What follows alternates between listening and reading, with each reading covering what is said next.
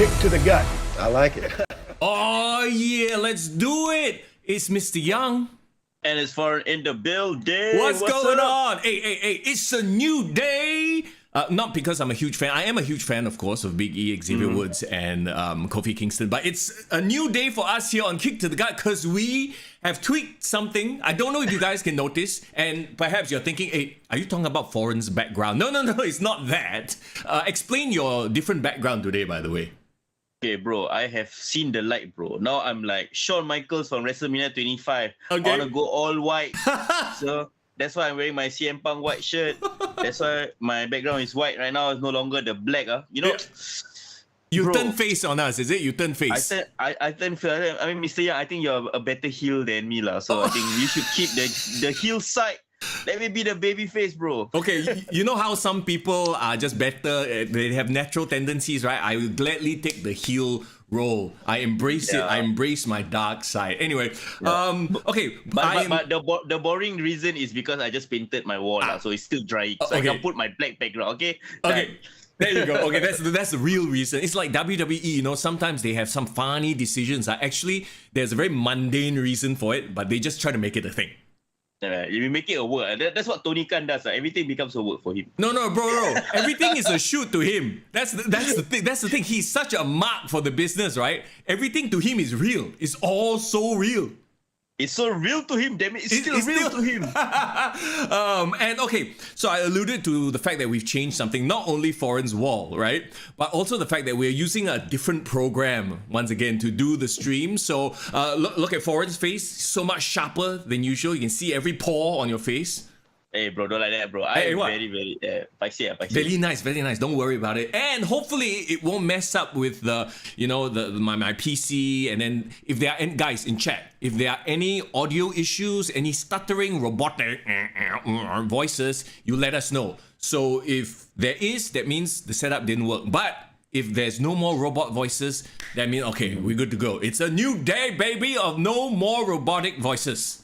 Bro, thanks to all our Patreon supporters, you are helping us to upgrade our source system to give better quality for you guys. So shout out to all our Patreon supporters for that. Exactly. And talking about Patreon, of course, you can always check out the Patreon link. It's down in the description. Hey, we got many tiers, okay? Whatever's comfortable to you. If you want to take your support of the podcast one step further, information's all there. We greatly appreciate you being here nonetheless. And of course, jump into our Discord where a lot more wrestling conversations are having. And then sometimes live conversations also. There's a general chat as well. So Discord link in the description as well. Let's say hello to everyone in chat, by the way. Irvin, it's good to see you. Edison, it's Monday.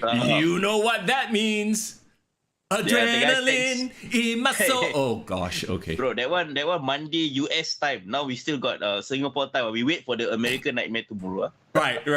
Irvin says that he likes Katie Catanzaro on the right hand side. Oh, you see, you got Casey Catanzaro to your left, Foreign. But here's the thing. She's not going to be Casey too much longer if any of these rumors and innuendos are true. Yeah, man. You know what's the funny thing is, technically we are supposed to be in the post-WrestleMania lull period, right? Things supposed to get boring. We're supposed to be run out of things to talk about. Yes. We're like, Mr. Young, like, should we just do like a classic pay-per-view review or something like that? Right. But we can't lah, bro. The news cycle in wrestling, the rumors, the update, the backstage stuff just keeps like bombarding us. We had to talk about it, all of it, right? See, that's the problem. Also, I feel like it is a bit of a problem because I don't know about you, but this entire week of wrestling, there was so much of it, right? Because I actually completely forgot. I didn't even realize the Battle of the Belts was happening until they talked about it on Dynamite. I was like, oh, okay. I did, like, really? All right, so there was a Battle of the Belts on a Saturday, which is Sunday for us. Yeah, it feels like a lot, but also it feels like nothing has happened. Does that make sense to you? Like, yeah, completely, bro. Okay, Completely. Is it a case of saturation? Just too much already, too much going on until it just all becomes noise. Just noise. And, you know, this is my first thing that maybe we'll jump into, like what AEW is doing. Like, can there be too much of a good thing in that? I'm not saying everything they're putting out is good, but because they have like 1,000,000,001 titles now, they're just as bad as the WWE. I'm sorry, but now you got the ROH TV title, you got the ROH title being defended. It's like every match is a title match. it makes it so that none of the title matches are special anymore, right? Yeah. Then now the FTW suddenly becomes like a recognized championship as well. Yeah. I wanted to bring up ROH right off the gate. Like, I really do not know. I'm fearful for Tony Khan's mental health. Like, how the hell is he gonna manage every single freaking thing? And he wants to book everything, bro, including ROH. Bro, Best Booker 2022. Let's go. Look, as a viewer, I feel saturated already. Let alone someone who's booking the shit, right? And here's the thing. I guarantee you he's also watching SmackDown and Raw, NXT, or at least he gets highlights. He's not the type who won't watch one. You know what I mean? Yeah. But that's the problem. Like, 2 years, 3 years ago, when WWE was the only game in town, I felt it was oversaturated because there was like NXT, Cruiserweight, 205, blah, blah, blah, blah. And not, that's just the wrestling in-ring product. What about all the like documentaries and wrestling related content out there? And then now we have another company trying to fight for our attention. This is a big week for AEW because they had like 3 big shows, right? For Dynamite, they had a Rampage that was live, and then they had the Battle of the Bells. So but that's the thing, right? Like, you're giving more opportunities, more platforms to push your talent, but I think there is too much talent to push. They're suffering from the WWE problem of 2019.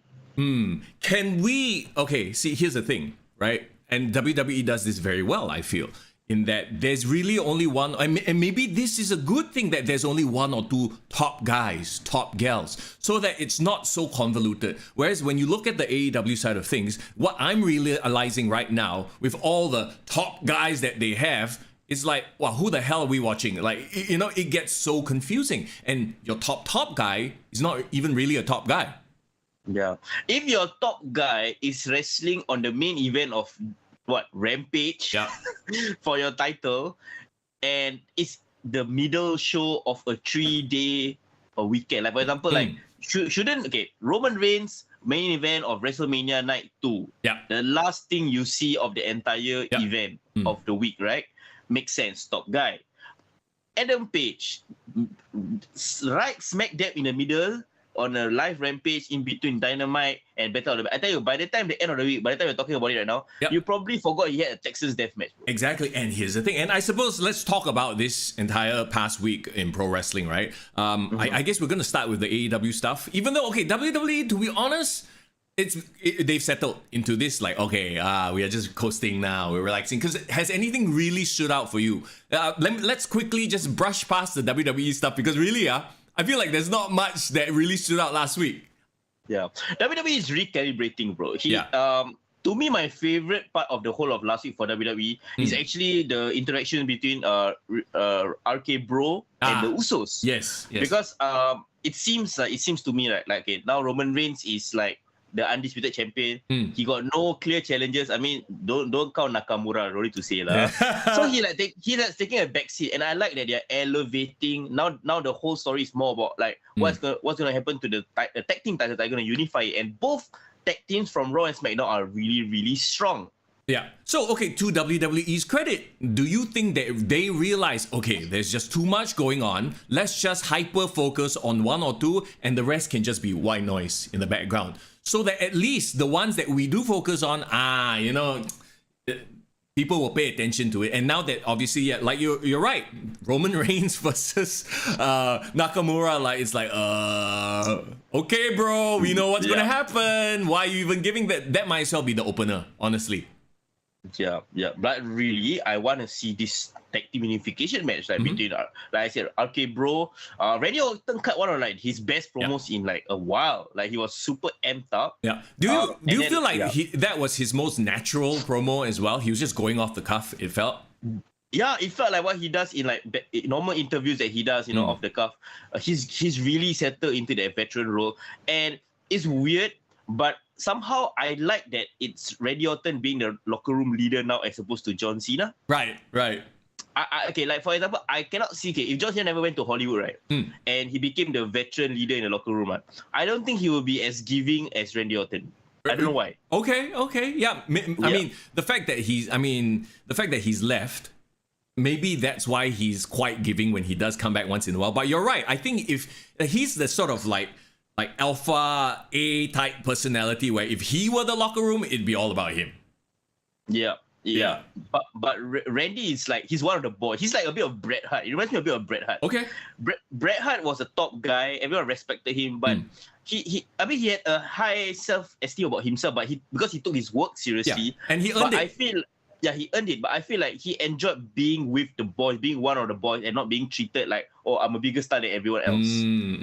Okay. So that's the vibe that Randy is giving me, and he's one of my favorite parts of WWE. But that's the thing, Randy has always somehow made, like, he had a boring period in his life. Yeah. But like now he's like consistently one of the best parts about WWE. I think the talent was always there. It's just, okay, now's the time to elevate. And you know, it's weird. It's like all these things go in cycles, and I think they've sort of accepted that, and they haven't become like super bitter. You know, like, you know, some performance, you realize that they hit a peak, and then after that, it's no longer about them, and they get bitter, and then they start talking shit about WWE, and then they go to AEW. You know, because they think they should be a top guy, like, for many years, right? But I think the way the industry is now, it's very hard. Like Roman Reigns, that's why he stands out so much.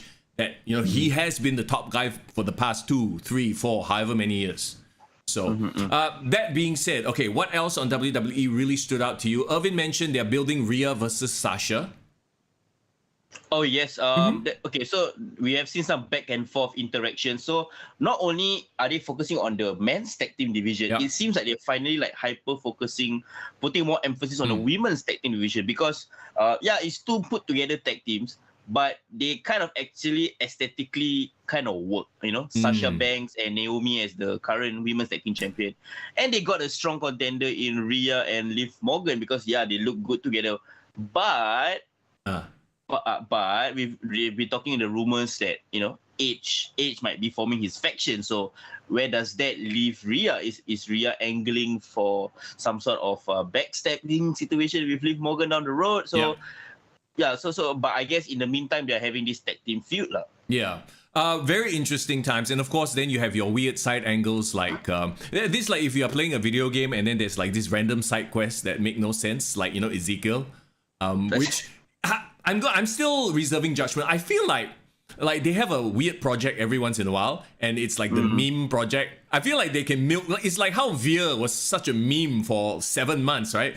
I wonder if they're going to make this into like the meme, or some sort of like a, they're hoping for, all right, let's get this guy some social media clout by, you know, having him be his brother walking around backstage in his trunks when he doesn't have a match. I mean, everything. I think every WWE fan probably saw the Photoshop that Ezekiel put out. Like apparently him and Elias together side by side. You know what? Like, I think we've been in we've watched WWE long enough to know that, you know, there will always be goofy segments and goofy stuff, but how we get enjoyment out of it is actually it starts to become entertaining. Right now, because it's involving Kevin Owens, right? I don't hate it because the way Kevin Owens reacts, like his indignance of like, what the fuck? This is stupid. Like, you know, it almost is like our reaction. Like, no, the fans, so I actually really like it. And, you know, kudos to Kevin Owens. He can deliver a promo as well, right? So my only gripe was, do you remember the backstage promo that happened? They were initially interviewing the Tommaso Ciampa. Yes. And then the Kevin Owens thing happens. Then Ezekiel happens. Then all of a sudden, Tommaso, like, he like faded into the background. Like, I'm not here. So like, it was his promo segment. He literally said 5 lines, and then after that, this whole bullshit just kind of took the attention away. I kind of like, I felt bad because like you can tell it's like, but bro, this is my segment, bro. But then again, what do you expect? You know, like Ciampa is one of those NXT originals that I don't think will transition well in WWE. That's why the Edge faction is his life. Like, I really hope he gets that. But I just thought of something like, okay, you know, both Damian Priest and Edge are pretty tall men. Yep. Ciampa is not. Okay.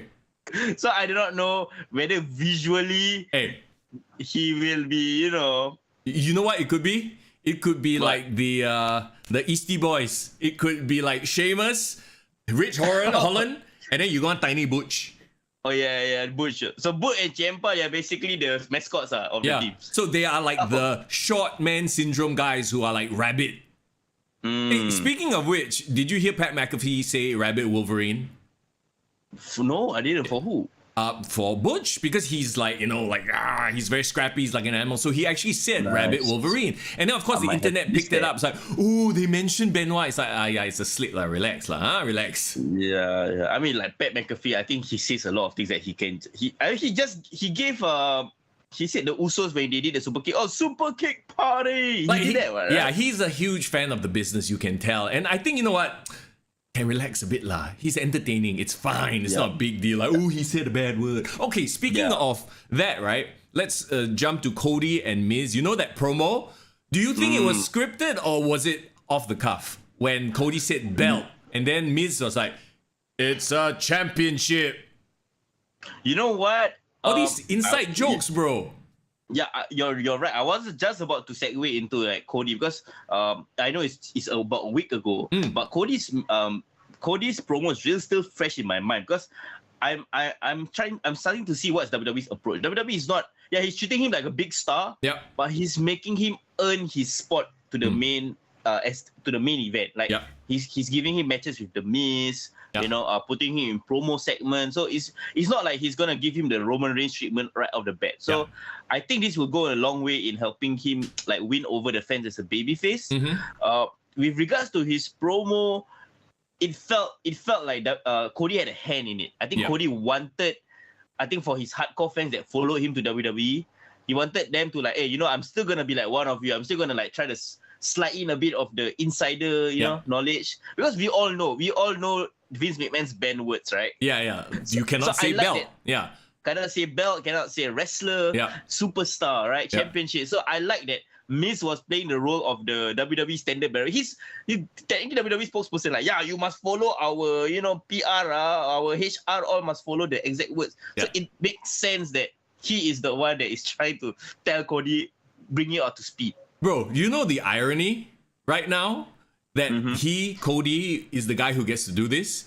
You know who was the last person to get to do this? If you think very carefully, in WWE's history, there was only really one other guy that could like use insider terms on Raw. Chris Jericho. No, not even Chris Jericho. Oh. Well, you say Cody, so I'm guessing there's only his brother? No. There's only one other guy. Like if you think back and chat, if you want to jump in. Just think back on the WWE's product on Raw, SmackDown, and there's really only ever been one, and maybe his best friend as well, two people who have really been allowed to make these promos and reference inside jokes or inside terms and stuff like that. Oh, come on. I'm coming up with nothing, bro. Please enlighten me. Okay, actually, Irvin says CM Punk. That, not really, even. I feel like the only one who has really gotten away with it is Triple H. Okay. And once in a while, Shawn Michaels as well. Oh, yeah, you're right. You know what? And haven't, like, Cody gone on record to say Triple H is his favorite wrestler? Yeah. So maybe there's... and the fact that Vince is letting him do it, I'm like, okay, he must really, really see something in Cody. Let's push him, but not like all the way to the moon, which is the right thing to do. Edison says The Rock. Actually, no, I feel like The Rock has always been company man. He's always kayfabe all the way. Like I heard the interview that Cody's clearly on his world tour of interviews right now with all the publications. I think he was on Busted Operator. He said something along the lines of when he got courted by WWE, right? He had Nick Khan, he had Bruce Prichard, he had Vince McMahon come to him and like sell him this, right? And then he of course made his non-negotiables, right? Don't give me back Stardust. And I just wanted give me his control music of my music, like treat me like the same person, give me the executive producer role for the Dusty Rhodes documentary, blah blah blah. And Vince McMahon say, if he ain't broke, I'm paying for what works. You know what I mean? So that was the quote that he said. So essentially he wants this version of Cody in his company, not anything that he did in the past. So I think there's vindication there for Cody. Right now, the hard part is, can he shed off his... He's not a phony guy. Okay. But because he talk in big words, he might come across as condescending. We know this is his problem since AEW, because that was the reason that people made him turn heel, because he's so grandiose, he's a bit full of himself, blah, blah, blah. So he needs to learn how to toe that line and rein it in if he wants to be really the baby face that he wants to be lah. Yeah, I feel like sometimes when he starts crying and quivering and it feels a bit acting, if you know what I mean. Yeah. But I get Don't it. cry every 5 minutes lah. Yeah. I think that one we know that it's not sincere. Hey, well, I mean, hey, once he starts talking about his first mixed race baby in the universe, then we know he's gone too far. But hopefully, like in the WWE ecosystem, they can pull him in and say, okay, let's chill out with that. Let's just keep it cool. I like that his first so-called like TV feud is with The Miz, because isn't The Miz someone that he's compared with the most? He was trying to be AEW's Miz with his reality shows, with the It couple. So I like that they put the two of them together, and you know he's gonna have a rematch with Seth Rollins at WrestleMania Backlash, another banger. One thing you cannot deny about Cody Rhodes, he can deliver in the ring. I always enjoy his matches. Yeah. Well, all of a sudden this became a Cody Rhodes love fest, by the way. Like, look how times have changed. Bro, we swing like pendulum. We are both guilty of this, bro. I think the next 3 weeks you will hate Cody Rhodes. No, but it's not even that though. Like I was thinking that, like, did we just suddenly change our tune because he's back in the WWE? But I feel like he's just the right person in the right place. Sometimes you can have the right person in the wrong place and it doesn't work. You know what I mean? Yeah. But my favorite piece of irony about this whole situation is Cody Rhodes is in WWE talking about being a wrestler. Chris Jericho is in AEW being a sports entertainer. I like that. You gotta love it. Right? It's a good time to be a pro wrestling / sports entertainment fan, right? Okay, so I don't know what's going on with Becky. She's sort of like, maybe take a back seat a bit lah, huh? So should they unify the women's titles as well? Since the men's titles were unified. Depends on what's happening with Ronda and Charlotte over there, bro. Oh, right. Oh my God. Yeah. But I'm so done. Unfortunately, that's like one of the worst. Like, Charlotte. She's perfect. Like, as a cocky heel, I'm better than you. She's nailing it, right? Like, she's the nature girl. Yeah, she's perfect as that role. Ronda is just not doing it. And the crowd can feel it. Everyone feels it. So where do they even go? Have you ever heard a wrestler mumble through his promos before? Or her promos? Yeah lah. Ronda Rousey lah. Yeah, you know, even like Psycho Sid stumble through, asked to repeat again. At least he got personality, you know, when he says it. Yeah, he just Ronda just like.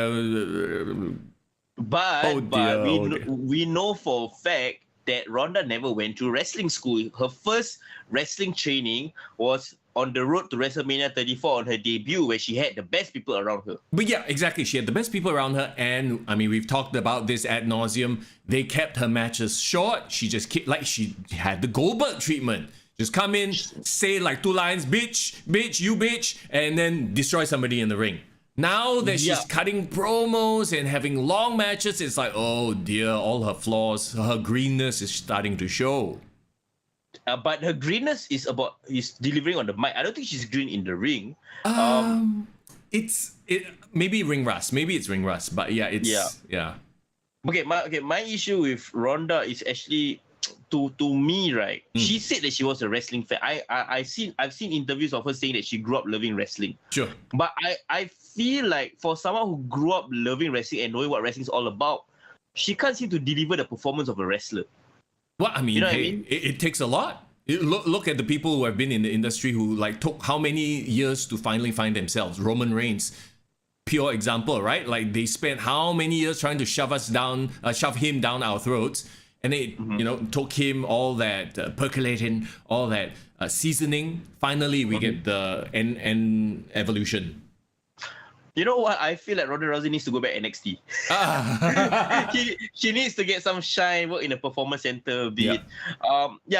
She has the talent to be a great wrestler, but to be a sports entertainer, she needs all the help in the world. I think she needs Kurt Angle there by her side managing her if she needs it. Like I said, bro, she just needs the Goldberg treatment, not the Brock Lesnar treatment, because Brock Lesnar started in OVW. He has the wrestling training, the background, the pro wrestling, the quote-unquote sports entertainment training, right? He spent how many years doing it before going to UFC, blah, blah, blah. So it's not the same comparison. I know because they were both UFC champions, people draw that connection.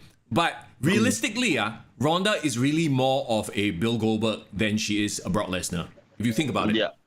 Yeah, because she has the potential to get exposed. Like, I've never seen Kurt Angle get exposed. No, because he was a natural, first of all.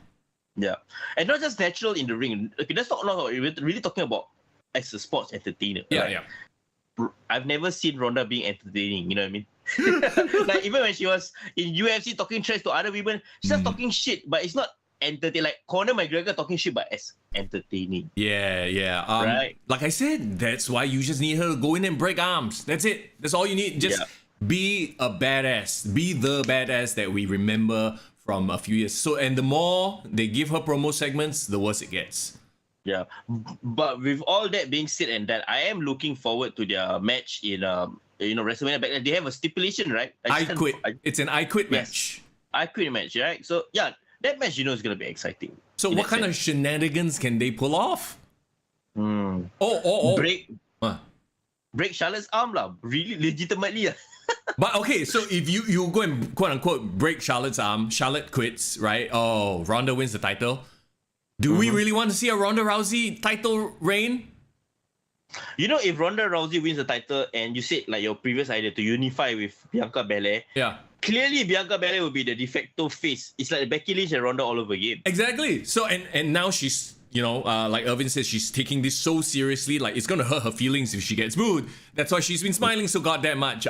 She gotta be a face this time around. So it's like, I don't know how this is gonna work.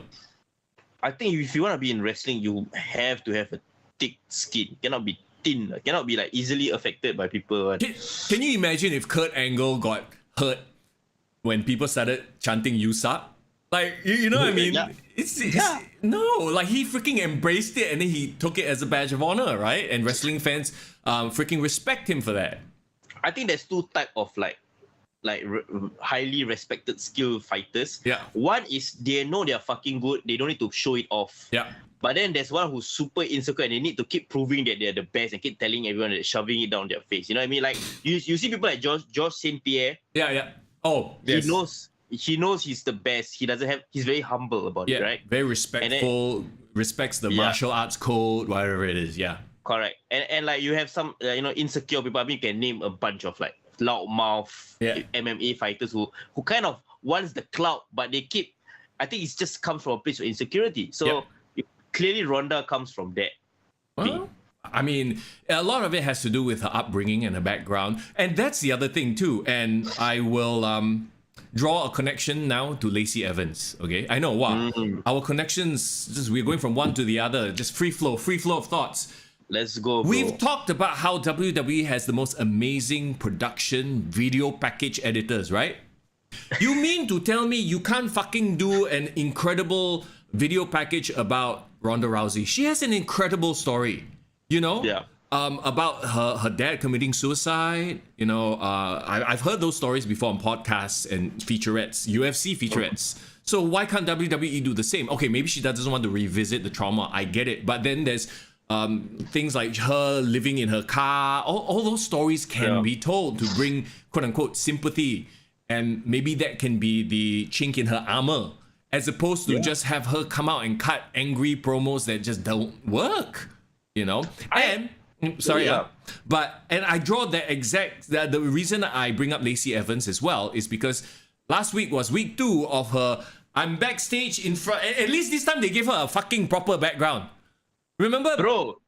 She give green screen lah, bro. I know, at least got something. 2 weeks ago, she was just backstage. Some random, okay, you stand there, we film you, and then she's talking about her very emotional story in her lingerie. Okay, whatever lah. All right, outfits. A bit big signals lah. Like, I feel sympathy for her, but I'm also turned on. I don't understand. I don't understand what is the effect that we're trying to do on me. You know what I mean? All these conflicting emotions, my God. Can you imagine like a porn star opening up about her past while having a sexy? I mean, I do not know how to feel about that. No, I don't understand who's producing this. It makes no sense to me because now, did you want to add anything else to Ronda before we move on to Lacey? Yes. The quick thing I wanted to say is I actually have a copy of her book. I own her autobiography, like my fight, right? Yeah. And you say, incredible story. Yeah. And then it just makes me think like, UFC fighters and their packages, pre-fight packages are always some of the best. Yes. But the UFC fighters are not that. Some wouldn't even. They don't even have that much personality, right? So see, that's why Dana White knew. Like he knows, like okay, these fuckers can't deliver promos. Just do amazing packages. Just have footage of them in the ring. They narrate about their life. Wow, you feel good. I want to cheer this guy on. But then at the press conference, fucking boring. Yeah. Just do the same thing with Ronda Rousey. Doesn't have to be super personality. Yeah. Do the production work of it, and then when she's in the ring, let her be a badass. Stuff. Full stop. Done. So that leading us to Lacey Evans. They're trying to tell us her story, which is an amazing story as well. But she's being forced to just stand in front of a green screen, stand in a random background. And I'm not saying that her delivery is bad. It's all right, but it's okay. It's like. As a face, right? I don't know. I feel like somebody else should be telling the story. She can narrate parts of it that you can show, and they try to stick in some photos, or maybe they just don't want to put that much effort into her. But I feel like there is what the heck is that? Is that a plane flying by? Oh, bye. Oh yeah, Okay. I have a. Apparently, I'm on the flight path of some freaking Because that airbase. happens quite often, right? Yeah, and the planes fly so low. I'm a bit scared. Like, hey, alamak, hey, what, bro? Anyway, yes, talking about Lacey Evans, right? Incredible story. You know, U.S. Marine. She could be such an over baby face. You could do so much better than just having her stand in front of a green screen. She can tell her story. She can narrate her story, but with videos, with freaking, you've seen like the Bobby Lashley packages, the Brock Lesnar packages. Why not give this to Lacey Evans? Yeah. I would love that. I would love to see training montage of her training, being with her kids, and then even if she wants to do VO, she can VO over it, right? Yeah. Okay, even if she wants to do like a live, like in-person kind of promo like that, do what they did back in the 90s. Man, remember when Jim Ross interviewed Mankind? Oh yeah, sit down, to learn about his history, or like when I remember this one very particular promo that Jim Ross did with Triple H, and when he called himself the Game for the first time, right? When he became like the main event guy. So like I feel like make it not so awkward for her. If she's talking to someone, like give her sit down interviews with like Kayla Braxton. Yeah, and it's not just awkward for her. It's awkward for the audience because they play it right. And if you notice on the broadcast, they play it and then they're piping in crowd noise as well. So the crowd is actually watching this and reacting. And the crowd, I mean, they can't cheer, they can't boo. They're just sort of like in the ring telling the story. So, you know what I mean? So it just feels a little bit... sorry, I think we had a lag spike. Oh, okay. No worries, but we're back. Go ahead. Very minor lag. Yeah, what I'm saying is that despite all that, I'm actually more interested in Lacey than I've ever been. You know what I mean? Yeah. Like I feel that this story will make her a good babyface, but no more than one more week of this. Like, it can't be like 4 weeks of her sitting back. You know what? It's just that it's gonna end up being like the Alexa Bliss therapy segments. Oh my god. Where did that lead to? Well, right? yeah. I don't believe that she just showed up for one. I guess they wanted to give her a payday. Now, here is your wedding ang pao. Now go and get married. Yeah. I think the reason why she wasn't involved in WrestleMania this year, I think it's really for her wedding. If that is the case, then I think it's fine. I think it's fine. Hopefully, when she does come back, though, they put her up there lah. She can maybe challenge Bianca. She can bring up one of the other female superstars. But anyway, okay. So anything else you wanna talk about in terms of the WWE before we move on to some rumored name changes? Okay, I can't wait for this. I think let's just dive right into that, bro. I think we've covered more of the basis of WWE this past week, so let's go. There you go. Okay, so I don't know if you saw this. When I saw this, I was like, are you serious? First of all, on an episode of SmackDown, a dark match, LA Knight came out. And I think the crowd was like, ooh, okay, this is cool. Like, LA Knight, they're giving him a try, right? But he's not coming out as a wrestler. No. He's coming out as a manager. And he has apparently started Night Model Agency or some... What the hell is it called? Night Modeling Management? Modeling? Yeah, so the fucker is now oh my god. He's a Robert Stone lah, essentially. Yeah, but better than Robert Stone. So I'm like, wait a minute. this guy, he can wrestle. He's pretty jacked. Why is he coming out as a manager, first of all? Okay, fine. Great mic skills. And once in a while, he can get in the ring. That's cool. But a modeling agency and his first client, Mace. I saw. Oh, good old Dio Madden coming out in shades and a jacket and then posing for the crowd. I'm like, the crowd, I think, were like, we don't know what to do with this. What the fuck am I seeing, right? Yeah. Bro, okay, LA Knight as a manager, very divisive, but honestly, I can see the reason why. They're probably giving him the MVP treatment. Because, bro, he just turned 40, and only now he's entering the main roster. So maybe for them, it's like, how long can I invest in this guy and try to get him over with the audience because his time is so limited? Okay, never mind. Give him some sort of like part-time schedule where he talks more, wrestles less, but still gives him a chance on TV, a foot in the door. I can even rationalize that decision. But then putting him with Mace, who haven't done shit. To be fair, that's the point, right? Mace hasn't done anything. That's why they need to repackage him. But my question is, then why you call him Mace? Who? Like, is that supposed to be some atas model name? Like, what's wrong with Dio Madden? Or just repackage? You know what I mean? Yeah. And the Mace character looks different enough, right? He was in a mask for so long, then he had face paint. Like, if you just called him something else, Anton or some shit, like, they're calling me Anton, I'm a model, you know? Like, if that's where they're going with that, I think the crowd could have dealt with that. But Mace as WWE always struggles with continuity issues, right? Yeah. If they just cut or did one segment backstage where like Mace is just sitting around moping his mask, and then LA Knight walk by and like, you know what? Let me give you a makeover. Here's my card, model agency. Like, give a reason, explain that. Then I can still somehow rationalize it. Well, to be fair, that could still happen on TV. Remember, dark matches aren't canon. They are just trying things out. So maybe they're like, okay, this is going to work. LA Knight will start showing up on SmackDown or Raw, whatever, and then, he'll cut promos. Yeah. And I've grown to enjoy him as a promo. Like, I don't know what it is. When he first started on NXT, I was like, the promos seemed a bit forced, seemed a bit like, oh, this guy is trying to be a Rock or trying to be an Austin. But as we've watched more and more of him, I'm like, actually, he's very entertaining. Or if any, like, he doesn't make me laugh like The Rock. But when he gets on the screen, he captures your attention and he can put a point across very clearly and then do it in a, if not funny, but at least entertaining way.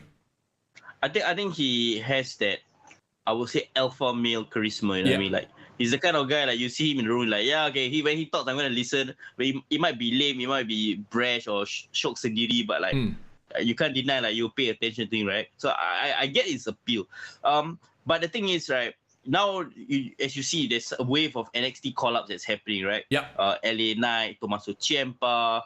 Last week, we had... who was the one that... Gunther and Ludwig. Ludwig Kaiser. So like the name changes.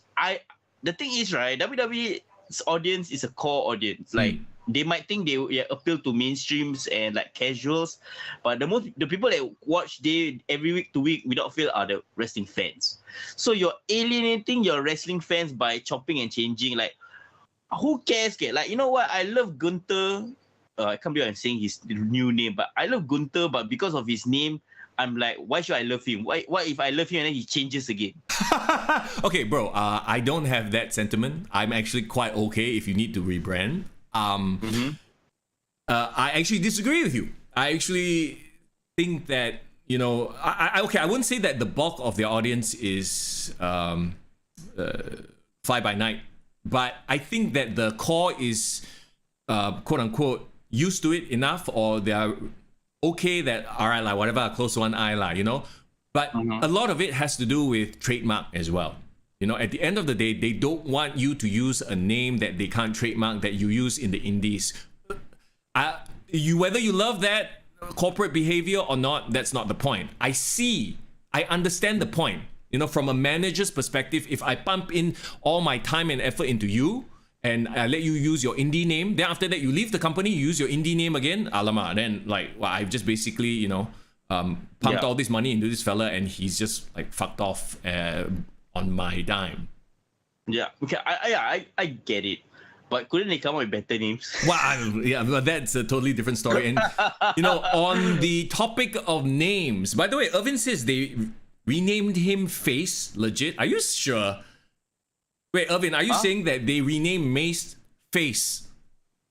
Please, Irvin, please confirm or neither confirm nor deny this. Yeah, that sounds like a joke to me. Because when he came out... Huh? Send links. Yeah, send links to verify. Yeah. Because when he came out on SmackDown, the Titantron did show Mace, M-A-C-E. It was his whole Retribution video. Maybe they hadn't had the time to change it. Anyway, talk about name changes, right? So, okay, more call-ups from NXT. Here are some trademarks that have been filed, okay? Raul Mendoza is one of Legado del Fantasma on NXT. Yep. His name is now Cruz del Toro, or they filed a trademark to Cruz del Toro. Okay. All right. Okay. The lovely, beautiful lady right next to your face, Casey Catanzaro, former Ninja Warrior, by the way. Do you want to know her new name? I do not want, but sure. Katana Chance. I'm sorry, like, what the fuck is that? Katana Chance. Okay, do you see? They're not even trying, bro. They are just taking the name and like, okay, what's the next letter or next nearest name that sounds like her name, but it's not her name. Go for it. Okay. What? I'm going to rationalize this for you. She came from what competition? Reality TV competition? Ninja Warrior. Yeah. Ninjas use katana. There you go. That katana. Ninja Warrior katana chance. The last name is just to cut the Catanzaro and make it simpler, lah. Yeah, chance. Like and WWE they will shorten it so her name will be Katana by next year. Yeah, but wait, the Raul Mendoza, something De La Cruz or what, right? But the Cruz del Toro, bro. Bro, somebody backstage just watched like any Mexican movie, any Mexican name that they keep seeing on mainstream. Okay, they hear Benicio del Toro. They keep hearing Penelope Cruz. Okay, Cruz. I keep hearing this name Cruz. Okay, and I remember Cruz del Toro. Yeah, just add together anyhow, oh my God. Irvin says it was on Wikipedia. Hey, Wikipedia people can edit one, right? It looks like a typo. Bro, I think I can go to Wikipedia and edit Mace's Wikipedia right now. No one will give a damn. Yeah, exactly. Okay, let's move on then. Here's another one. Kaylee Ray. The NXT UK champion, women's champion. She was a UK champion for a very, very long time, yes. Kaylee Ray will now be known as Alba Fire. What? Alba, A-L-B-A, Fire, F-Y-R-E. Why? Kaylee Ray is actually a pretty cool wrestling name, in my opinion. And then she initializes it as well, KLR. Yeah. So, it's like RVD, like easy to remember, KLR, Kaylee Ray. So, the fact that Alba Fire, Alba Fire, Katana Chance, Wapiang. Okay, I'm gonna rationalize this. Yeah. She is a big fan of Jessica Alba, and she visited the Fire Festival. Ta-da! Alba Fire. I cannot. Okay, unless this is really... Okay, I will only accept name changes if the name has a significance to the wrestler. Sure. Like, I could accept... I was actually very unhappy when Prince David changed his name when he went to WWE. Okay. I was a huge fan of the name David, because his real name is Fergal David, right? Yeah. But then he changed it to Prince Balor. And do you remember when he challenged Seth Rollins for the Universal title the first time? Yeah. And he explained it. He cut this sick promo explaining why Finn and then Balor is like the Irish mythology. Like, that made it cool. Like, I get it and I can accept it. Not Alba Fire, love. Bro. Casey Catanzaro, she's going to come out in a ninja outfit, no? I swear, with a katana. Like, freaking Drew McIntyre has a claymore. He literally comes out with a claymore sword. So now, Casey is going to come out with a katana. You watch. I think she will dress like Mortal Kombat before it already. Hey, bro. Hey. And she has all the like fancy moves because she's a ninja warrior and everything, right? Bro, she's going to be straight up like Kitana. Hey, Hey, Kitana. Hey, let's not copy. Kitana sounds like Katana. Katana. There you go. It's the name of a sword. Xia Li and Zelina Vega will want their gimmick back, if that happens. Speaking of Xia Li, what happened to Xia Li? What happened to all her cool? She like literally has the coolest graphics, the AR graphics. Now gone, never to be seen again. Not just that, bro. What happened to Io Shirai? There was supposedly she's supposed to debut as well. Don't tell me when she debut, her name will be like Shirai Yue or some I do not know what. Dio Sharwe. Shinobi. Hey, Shinobi and Ninja together. Oh my god. Don't give ideas. I tell you, don't give ideas there. You know what? You're right. We're seasoned to this. Like we don't have any no reaction really. Put Casey and Io Shirai together, they can be Katana and Wakizashi. What? The two ninja weapons. Oh my god. Okay. Katana and Shuriken.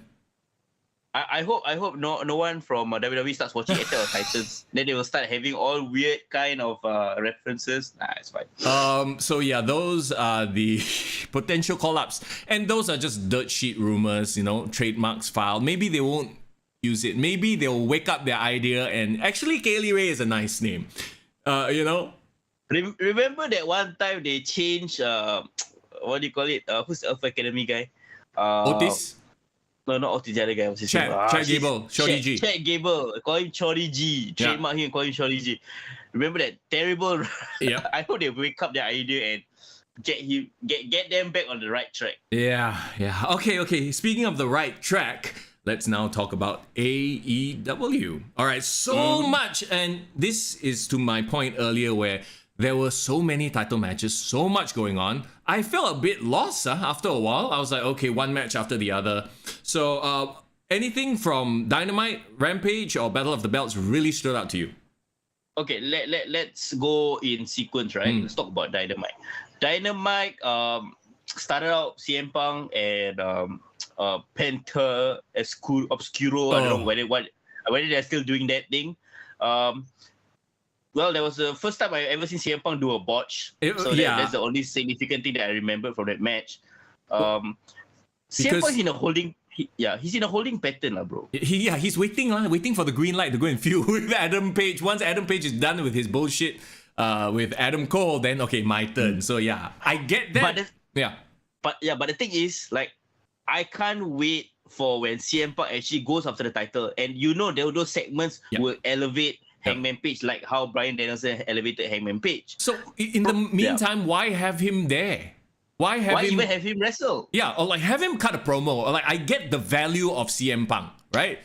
Just playing his intro music is already like, oh, the crowd goes wild. But the more, and we've talked about this before, the more you do it, the less impactful, the less important it becomes. So why are you wasting it on a random match with Penta, and have him show flaws essentially? Yeah, like and why even you don't even have to put over Penta.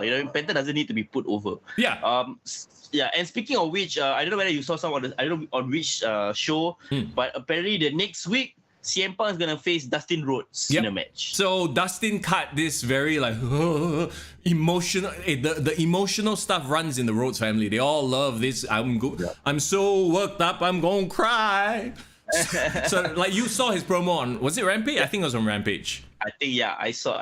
Yeah, he cut. It felt like he was cutting the promo of his retirement career. Like he's like gonna challenge for the career or some shit like that. But it's just a random match on Dynamite. Exactly, bro. It's like, okay, like I'm buying into it, but why not have it at a pay-per-view or something like have it build over a couple of weeks? No, it's just like, and then he does it next week.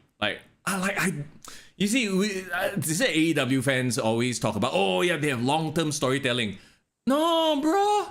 It feels like they are just sort of like, all right, and maybe it has to do with the fact that most wrestling fans now have a very short attention span, and maybe they acknowledge that. They're like, okay, you know what? We'll just have a 2-week feud, 1-week feud, 3-week feud. That's it. I think a bigger problem is they just have too many talents right now.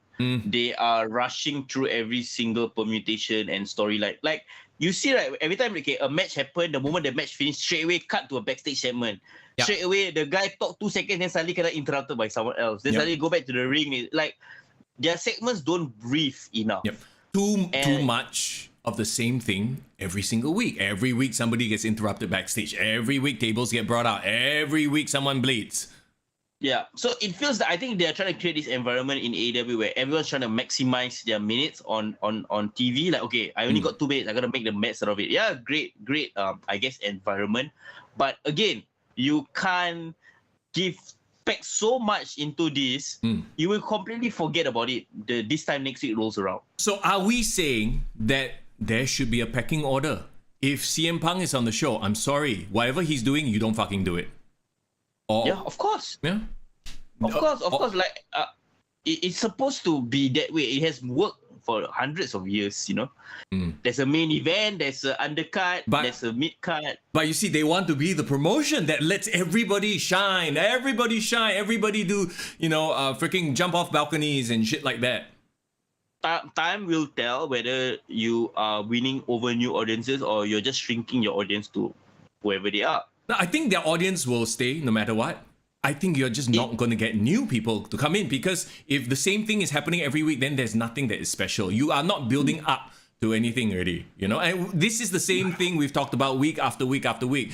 Like when I watch WWE, it's and you can kind of see, all right, they're playing the long game in that, there's only 1 or 2 big moments. Everything else is just treading water, so that when the big moments do happen, it's big. Versus on Dynamite, Rampage, and whatever else they have, everything is a big moment. Everything is over the top to a point where it's no longer over the top because, the last segment, we just saw somebody go through 10 tables. You know the best example I can give you? Every single time when they promote a match card for Rampage, right, or Dynamite, super stacked, right? Yeah. But can you name me what was the main event 2 weeks ago on Dynamite? No, and the way they do it too, because you have Excalibur, and like he just spams through it to a point where I'm not even paying attention anymore. Like I don't know what's going on. So in a way, we are saying yes, don't fucking let everybody have the opportunity to shine, which sounds like such a douche thing to say, but at the same time, don't you think that makes sense? Like, all right, like your time will come, you need to chill. I think Tony Khan is too much of a people pleaser right now. Everybody gets to do everything, so everything gets watered down. Okay, in the spirit of Ramadan, let me give a food analogy, bro. Okay. It's like every single week, right, you have buffet. Every single week you have buffet. It's great, all these selections. But after a while, you're like, you know what? I just want to have prata for a couple of days. You know what I mean? I just want to have my set routine. Like this week, I'm just going to eat this. Yeah. Like, I don't want to be spoiled for choice every single time. Right. Well, I mean, let me give you another food analogy. If you're eating foie gras every day, then after a while, foie gras means nothing to you. Whereas if you only eat it, because it's expensive, right? If you only eat it once a year, wow, you fucking savor that goose. What's that Japanese fish that is like super expensive? It's not unagi. No. Fugu? The puffer fish? Oh my god. You know, right? It's the tip of your tongue. Every time you go Japan, they always want this fish because it's super expensive, like street food even. Street food? Okay. I don't know what you're talking about, but I know there's like sea urchin that's very expensive as well. I rarely ever order it. But when you do get it, it is special. Like caviar, same thing. Anyway, the point is that, right? Like if you give people the quote-unquote best thing every single day, it's not going to be the best anymore. It's like, we talk about like rappers, celebrities, right? They get the PUC. Fuck. This is me trying not to say the word without. So. Oh, PUC. Okay, got it. The punane. They get that thrown at them. Like, you know what I mean? To a point where it's like, okay, that's why they start going and trying to find other things because they get bored of it. Same thing. If you're in your entire life, you only ever manage to have less than 5 girlfriends in your entire life, you will savor every single one of the girlfriends. Yes, exactly. Okay, so bringing it back to wrestling and not into our personal lives. Like, okay, CM Punk, I think because of his indie spirit, he wants to put over everyone. I understand. He wants to have matches every week. It's the same as Bryan Danielson because they feel like they're still full-time wrestlers, right?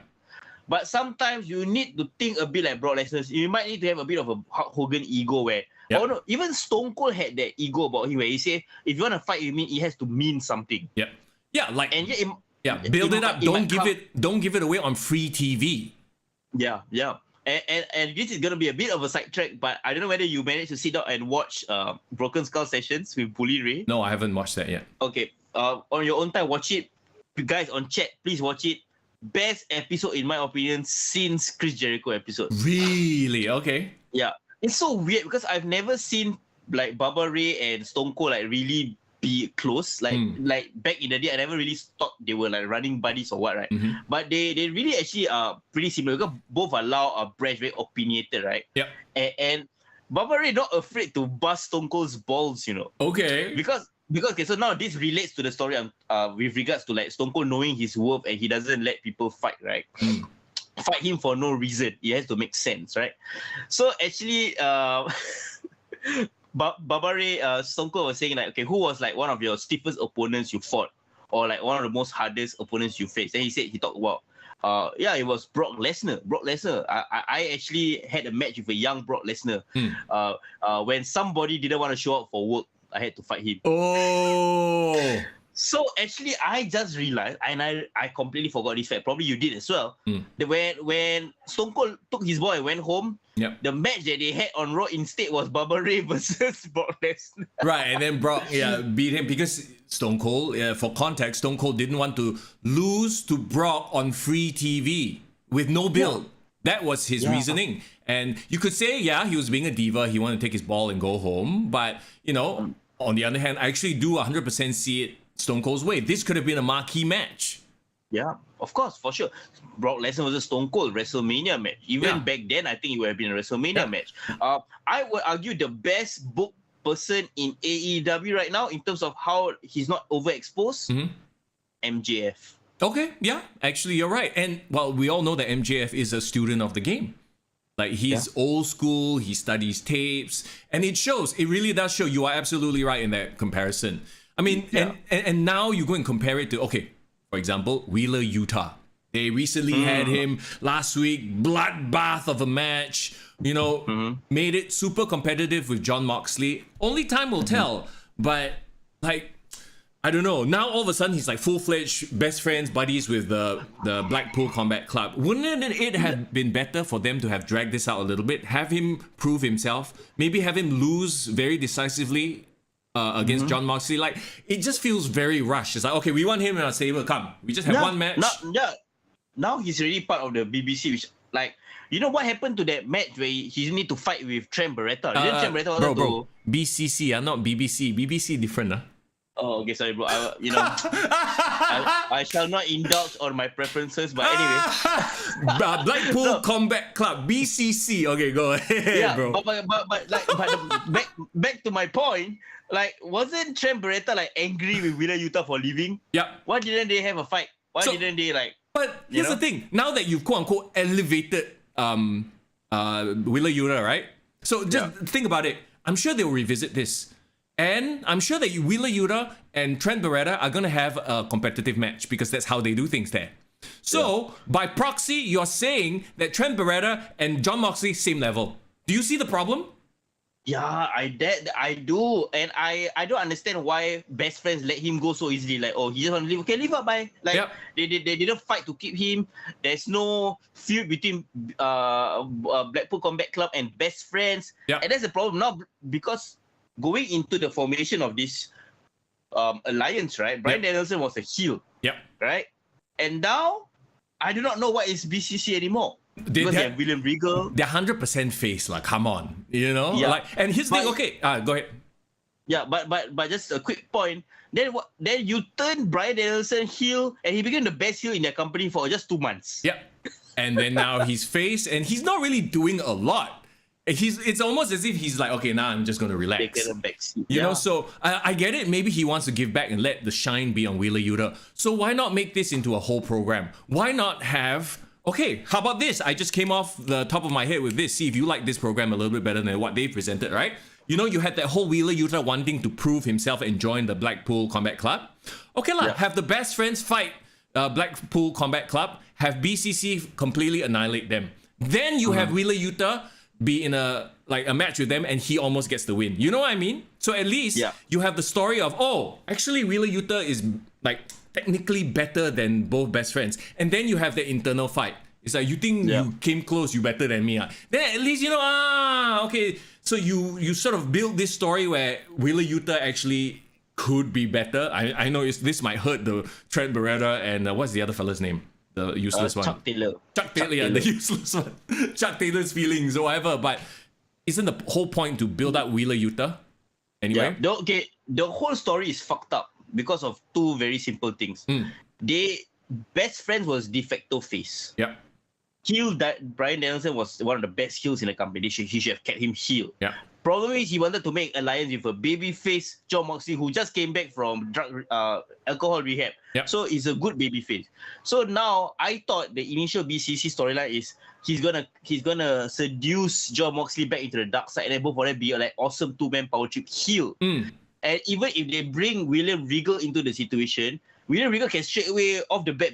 Yeah, he can give one promo where he like show us appreciation to the fans, then go kick the shit out of some babyface guy, and now the three of them are like the biggest badasses heel stable in the company. Then it would make sense for them to seduce Wheeler Yuta to leave the babyface pathetic group and join BCC, and now Wheeler Yuta is a made man because he's a heel essentially, but learning from the three best, like, because they keep talking about how they are the vicious, they're gonna beat, they're all about violence, like it just screams heel, bro. But because now it's some weird I don't know how you want to pronounce amalgamation. Is that the word you're looking for? Amalgamation, yes. Thanks, Mr. Young.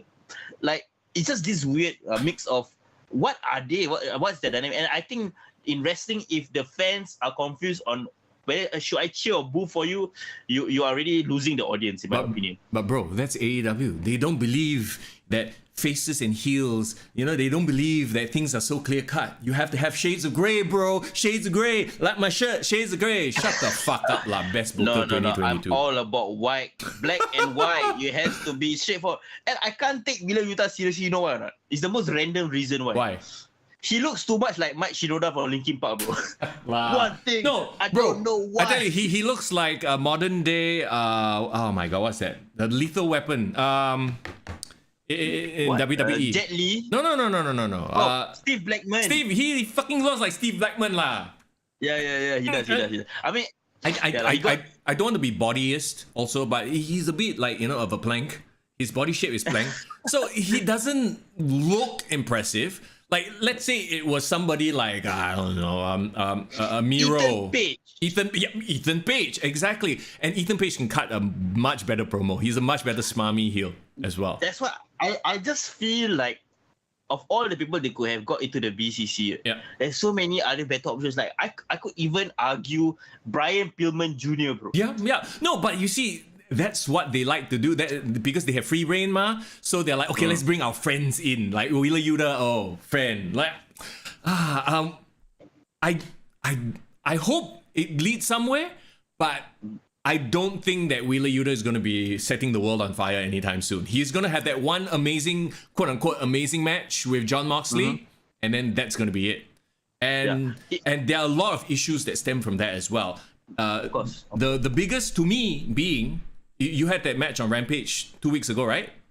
And then last week, you had, this past week anyway, the main event, Adam Page versus Adam Cole. Similar sort of match. Like Texas Deathmatch, but it's basically like weapons and did somebody, I think, so I can't remember who bled, but it just had no impact because last week we just saw the freaking Crimson Mask. Yeah, and their bleeding wasn't as badass or as crazy as last week's Wheeler Yuta bleeding, you know what I mean? No, and it's Wheeler Yuta versus the champion. Shouldn't Adam Cole be the one bleeding like a stuck pig? Exactly. You know, the way he did. So I think that's our point, and I think you agree with me. Like, they just give away these things on free TV to the detriment of their actual champion, someone who has the belt, who could be, you know, a big star. for all the criticism WWE has, right? Do you think in a pay-per-view, for example, where the main event is a Roman Reigns match, they are gonna give the 24/7 title a last man standing match? No, of course not. And there is a hierarchy, right? We talked about this for WrestleMania. Like, there were no table spots. Only they reserve it for Stone Cold, because he probably told them, like, and maybe CM Punk, maybe your Daniel Bryans, and maybe your Hangman Pages need to be like, okay, can we like make it so that when we do something, it's special, as opposed to everybody has done the goddamn same thing. Yeah. And I think it was just too easy that he joined the BCC. Like he beat one time, lost, and then get a shake of hand, and that's it. Like I don't know. Like they should tease him. Like, I think men trying to chase girls have to work harder just to get a woman's attention. The women don't, like, after one time you impress me. Okay, come. Come in, join me in my room. You know what I mean? No, you know what? It's like anybody working towards a championship. If you immediately give them the championship, it's like, okay, there's no more story to tell. Yeah. It feels like, and AEW, I think, is very guilty of this. They hotshot storylines and angles because they want to get to a certain status quo. Oh, I think this is a good idea, but instead of having 3 weeks to build up to it, let's just have it next week. Oh, that's Dustin Rhodes. I'm going to have a match with you, CM Punk. Emotional. And then next week is the match already. Yeah. You know what I mean? Like, I want to just touch on the CM Punk thing before we move on. Yeah. Imagine, right, bro? People, it will make sense in storyline and in real life. CM Punk is in a company. Everyone is lining up to fight CM Punk, correct? Sure. And CM Punk wants to take on all comers, sure. But I feel like people, they have to queue up and they have to earn a spot to fight CM Punk. Like, I rather have that. That would be more intriguing than one time, I call you up. Okay, let's have a match. So wait, what are you talking about? The CM Punk Cup. Everyone have brackets and fight. Finally, CM Punk in the middle. Okay, you are the winner. You fight me. The Summer of Punk. Everyone need to fight in a tournament to win the right to fight CM Punk. I used to remember the WWE 12, or like back in the day, like they had like you had to go up towers just to fight Undertaker. You know what I mean? Yeah. So like make them like a big deal, or like a Bryan Danielson technical submission challenge, where who can last 5 minutes with Bryan Danielson. If he made it a long running thing, it would have been more interesting. Maybe that guy could have been Wheeler Yuta. After, all the best friends try, they get submitted within 1 minute. They get submitted in 2 minutes, and Wheeler Yuta actually survives. Like, whoa! Then you could have the best friends say, hey, you think you better just because you survive, then, well, I mean, armchair booking. So why I like Bryan Danielson as a heel when he was facing Hangman Page? Remember what he did leading up to fighting Hangman Page? Each and every single week, he beat the shit out of a Dark Order member. Yeah, he just destroyed them. And there was no, we make this a competitive match. The only time the face got offense was when he does the heel stuff. Like he taunts them, or he doesn't finish the match. Then you give him a little bit of a glimmer of hope. Nah, shut you down, right? Yeah. And those series of matches, like 4 or 5 times, 5 consecutive weeks where he fought a Dark Order member, it makes sense. It was matches with different Dark Order members, and it would lead to fighting Hangman Adam Page. Yeah. Make that kind of storyline that goes a couple of weeks, you know what I mean?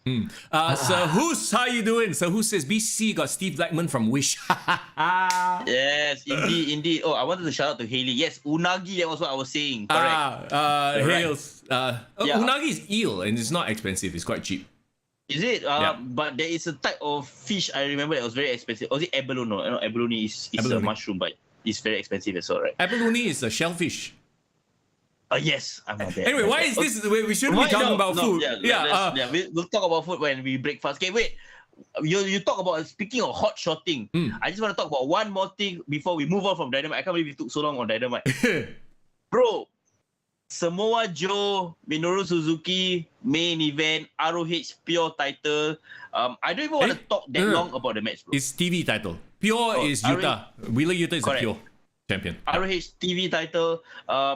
Talking about just randomly announcing a dream match for no reason, okay. I don't want to talk much about the match because I know your thoughts on them and their strong style stuff. Yeah, no. Very simply put, if you're new here, if you're new to the podcast, hello, by the way. Me, Mr. Young, I am not a fan of trading shots. Come on, slap you, you slap me.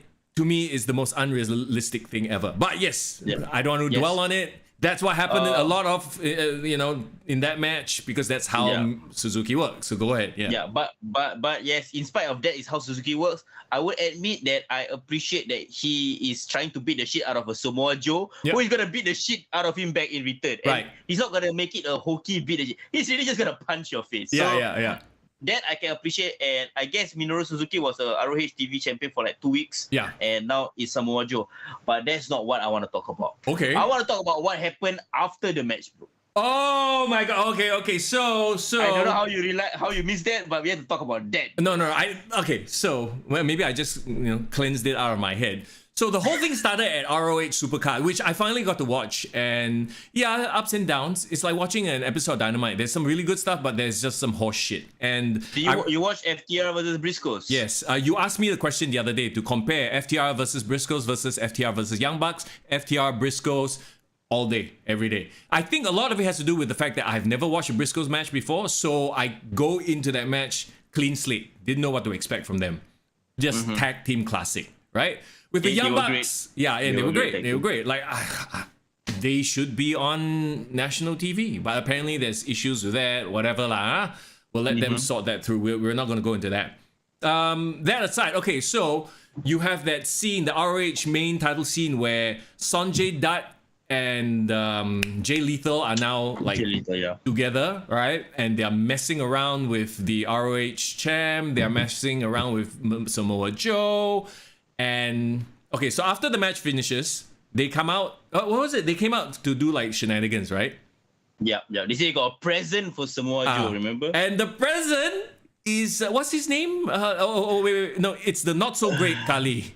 The average Kali. The average Kali. Yeah. Okay. He's apparently some sort of an NBA player. Is it? Okay. So. I've been waiting all week to talk about Satnam Singh. Okay, Satnam Singh, that's his name. I forgot. I legit forgot his name. Go ahead. Okay, the reason why is because the moment after the Dynamite debut, right? I've been freelance writing for Sportskeeda, right? Yeah. Writing wrestling articles every single day. Yes. And they're technically based in Mumbai, India. So everyone in that company asked me, "Hey, Fahan, faster put out a 5 things you need to know about Satnam Singh article." So this motherfucker here had to research about Satnam Singh after the Dynamite debut. Oh, that's great. You're the perfect person to talk to right now about Satnam Singh. Go ahead. Yeah, so let me clue you in, bro. So he is apparently the NBA's first Indian draftee. Okay. He was drafted to I think Dallas Mavericks. Okay. Yeah, I think Dallas Mavericks. But he didn't make it to their pro team. He joined their reserve, their G League. Okay. Do you know what's that? The developmental league? So this is probably like a lower tier league, like EPL got like Premiership. No, what's that? Championship and correct. The lower leagues. Their reserve league, like essentially. So he joined their summer league, reserve league. He was apparently their 52nd draft pick. The point is, he wasn't really like Yao Ming, you know what I mean? Yeah. He was a well-known Indian star though, because he was technically the first Indian basketball player to be part of NBA. Okay, good for him. But then he only did 2 years there. Then he got released. Oh. Then he had a tryout with WWE in 2017. Nothing happened from that. And then he got signed by signed by AEW last year in 2021 September, right? Of course. Apparently, and I think some of the people on Discord send the link. This is all part of if you guys didn't know, in the media world right now, apparently Warner Media and Discovery had a big merger. Right? So one of the subsidiaries of Discovery or what is Eurosport, which shows AEW in India. Oh. So this is completely like what do you call it? It's a marketing ploy. Yeah, it's a business deal. Hey, let's get this Indian champion. It's so typical, right? Yeah. So hey, I guess those of you AEW fans who have shat on WWE for doing shit like that, Nah, okay. See, when there's money involved. Yeah, I mean, bro, it's like the reason why Mansoor even had a run in WWE. I don't know what happened to him, by the way. But so yes, back to Satnam Singh. So he has been training in the Nightmare Factory for almost a year. Oh, so he's wow. been signed to AEW. So he had the illustrious training of QT Marshall. Illustrious, yes. No, but he had Dustin Rhodes, he had Cody and all that kind of stuff. So, yeah, the thing is, I will give him a chance in terms of whether he can perform in the ring. Because, Bro, he did one move and it looked like shit already. But I also give him a chance. Okay, fine. My issue is not with him yet. My issue is, why the fish did you give him a likes off, likes on, like debut when nobody knows anything about him? Yeah. Who is this? People thought it was like Bray Wyatt or Undertaker. You know what I mean? Yeah. And then you give one time Satnam Singh. Because they needed time for him to come up from under the ring and climb. So it's like, okay, how can we distract the crowd? Okay, switch off the lights so people can't see. Yeah, I mean, I guess we will have to reserve judgment for his wrestling ability. But like, the one clothesline looked like Great Khali. Like, you know, he just basically extends his arm out and somebody runs into it. That's all it looks like. And it was like, oh God, it's already looking like shit. Did you see his appearance at the end of Rampage? Oh no, Battle of the Belts though. I don't remember. I might have missed it. At the end, as in after the women's match? So, at the end of the Dalton Castle versus Jonathan Gresham match. Yeah. Right? Yeah. So I think he had ability to show a bit more of his capabilities, I guess, during that beatdown. But again, nothing against him yet, because of course we need to give him more time to like really showcase what he can do. But my issue is that you just brought in Samoa Joe. Yeah. Right? And then now, so Samoa Joe's job is to just put over this green guy? It's like debut versus debut. It's like you had Daniel Bryan show up. I mean, you had Adam Cole and Bryan Danielson at the same time, and one is going to suffer. Obviously, in this case, I'm sorry, but Satnam Singh is going to be one to suffer because he's a nobody in the wrestling world. So, in a main event of Dynamite, which had Samoa Joe and Minoru Suzuki, all that AEW fans or wrestling fans can talk about is who the fuck is this Satnam Singh and why did he just ruin a great main event or like a main event? Yeah. So that bad booking move in my opinion. And you know, I love that you brought up the whole merger and everything because should we talk about that now or later? Because I feel like okay. Apparently, I was reading some of the dirt sheets about this as well. So the TBS has a new head as well, right? Because of the merger. And the new head is like this lady who used to be in charge of HDTV, the Oprah Network, Discovery, Food Network. So yeah, I'm sure someone like that who's been in charge of these wholesome TV shows is going to love that you have this guy who wants to nibble your blood, or what is it? I'm going to drink your blood, who's chewing on a dude with a crimson mask. Oh, I'm sure that shit is going to fly well with her. And the reason why TNT and AEW got on Warner Media was because of the previous owner that apparently shared a relationship with Tony Khan. Like, they were buddy, like guy, man and man talk about sports, that kind of thing. Like, it was the easiest sell. I wonder whether, because of this new corporate structure, he's going to do a WCW and they're going to try to like tone shit down. Yeah, they'll be like, we can't have this on our network. I don't care about your ratings. And let's face it, Rampage's ratings aren't great anyway, right? They could very well be like, okay, you better tone down or else. And then they start toning down. And then, you know, actually, if they tone down, they might have a better product. They might have to really, because of no other reason than to satisfy the network, they might have to save the bloodbaths for pay-per-view. And then it becomes more of a unique thing. It might actually be good for them, bro. Bro, I mean, why tone down now, bro? They're just about to start the Sammy Guevara and Ty Conti sex symbol, celebration coming up, bro. They should do it after that, bro. Yeah, or that could be the straw that breaks the camel's back. They go and air that shit and then they get cancelled the very next week. This new head of TBS is like, we're not having this on our network. Yeah. Okay, bye-bye. I want to go like directly to there, but before that, anything else you want to talk about for Rampage? Because we kind of talk about the main event, the Adam Page and Adam Cole. Nothing else on Rampage stood out, right? No, and that's the thing. That's your main event. That's your world champion. And the fact that, the Wheeler Yuta is more of a interesting topic. If anything, because of the visual. More than anything. Yeah. Yes. Even if you don't watch the match, it's like, okay, the other one looks more interesting. I'd rather talk about that, So anyway, all that aside, yeah. Thanks for reminding me that actually on Rampage, the first match was a BCC match. I can't stop saying BBC, bro. It's gonna be the new thing. But it's a Blackpool Combat Club 6-man tag against the Gun Club. Remember? I actually enjoyed the match. I actually enjoyed the match. It was good, and like Billy Gunn, and you can tell he's taught his kids well as well. The Gun Club, the S Boys as they call it nowadays, has the seal of approval of Jim Cornette. Yeah, like I can see why. They are a classic heel tag team. Both are athletic, both look good physically and are smooth in the ring. And Billy Gunn, in the Attitude Era, he was a normal size guy in that roster. Now he's the biggest guy. He's the most shredded, puff up guy in the roster in AEW. He looks like a giant in front of all of them, doesn't he? He looks ridiculous. Yeah. Okay, I'm glad you brought that up too, because you had a great first match. You had arguably a good main event. I mean, I didn't think it was good. But for what it is, it's a championship main event. And then you sandwich shit in the middle.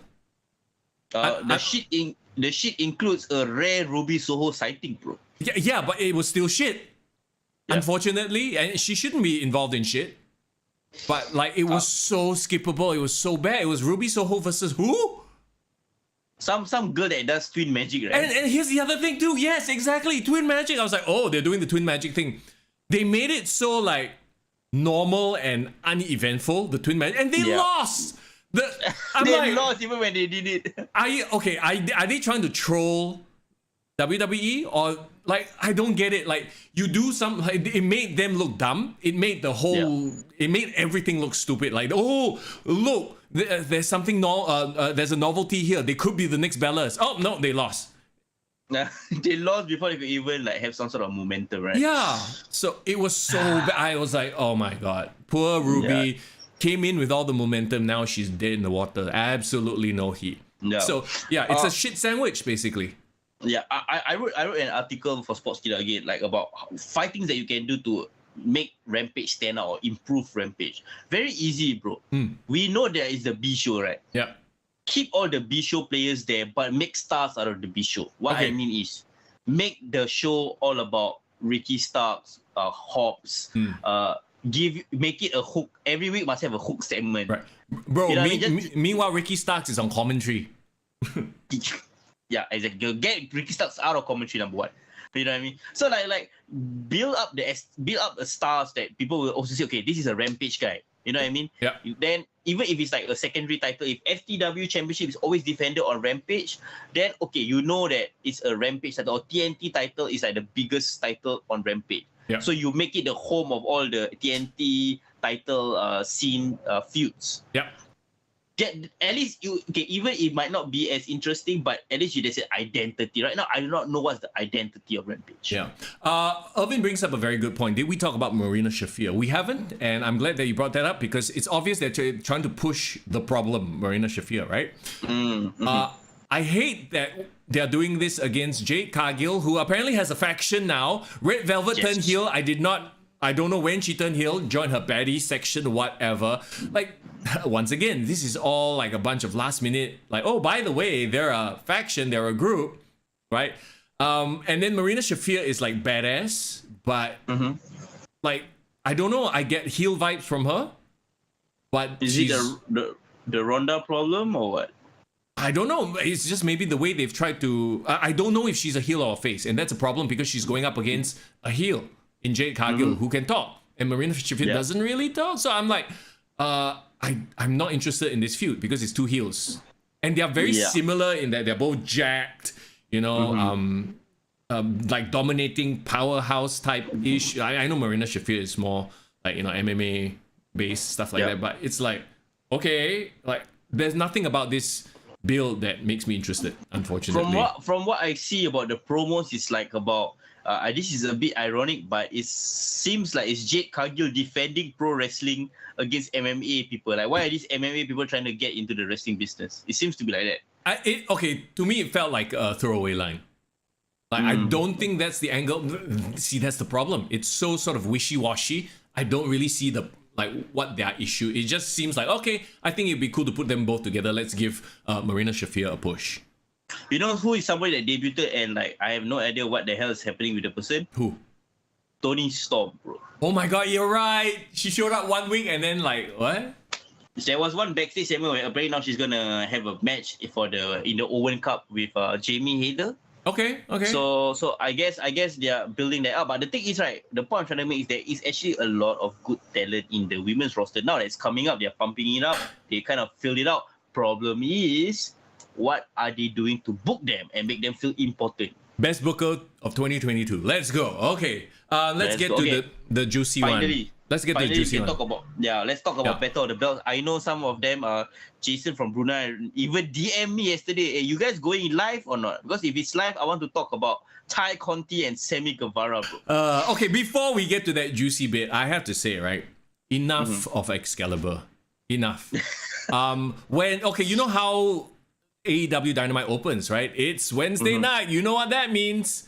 Now, can't Excalibur find his own line? What now? Not like on Dynamite. I mean, on Rampage, he says it's Friday night. You know what that means. And on Saturday, Battle of the Belts, it's Saturday night. You know what? No, I don't know what it means. Fuckface. Let JR have that line. Come up with your own shit. And I'm so. Why are you calling him fuckface? You haven't even seen his face, bro. He's wearing mask all this time. Yeah, that's why he has to wear a mask, because he's a fuckface, right? But like, why is he on every show? Why is Tony Schiavone also there? Like He seems to be the main commentator, like treading through the whole show. I'm sorry, but like there is no need for that. You know when Regal sits down for commentary? Yeah. Like, just give me Regal and Taz. It would have been awesome. So good, and it's so different as well. It's so different in a like very listenable way. Doesn't William Regal on commentary make things so much more intellectual? It felt more like a proper sport. Yeah, yes, it does. It's not even about his accent. It's just the way he frames things, and then the way he's so casual as well.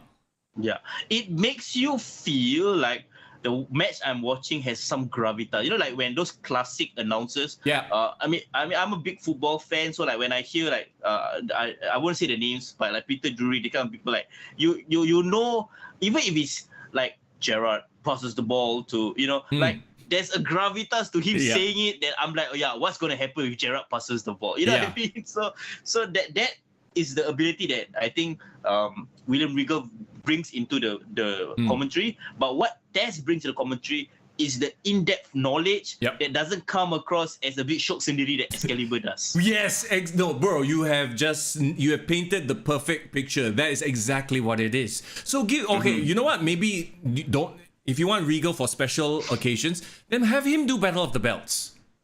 Yeah, make it a special occasion. Yeah, and Battle of the Belts only happens like once every few months. So yeah, that's the opportunity to do it. Why is Excalibur on every freaking show?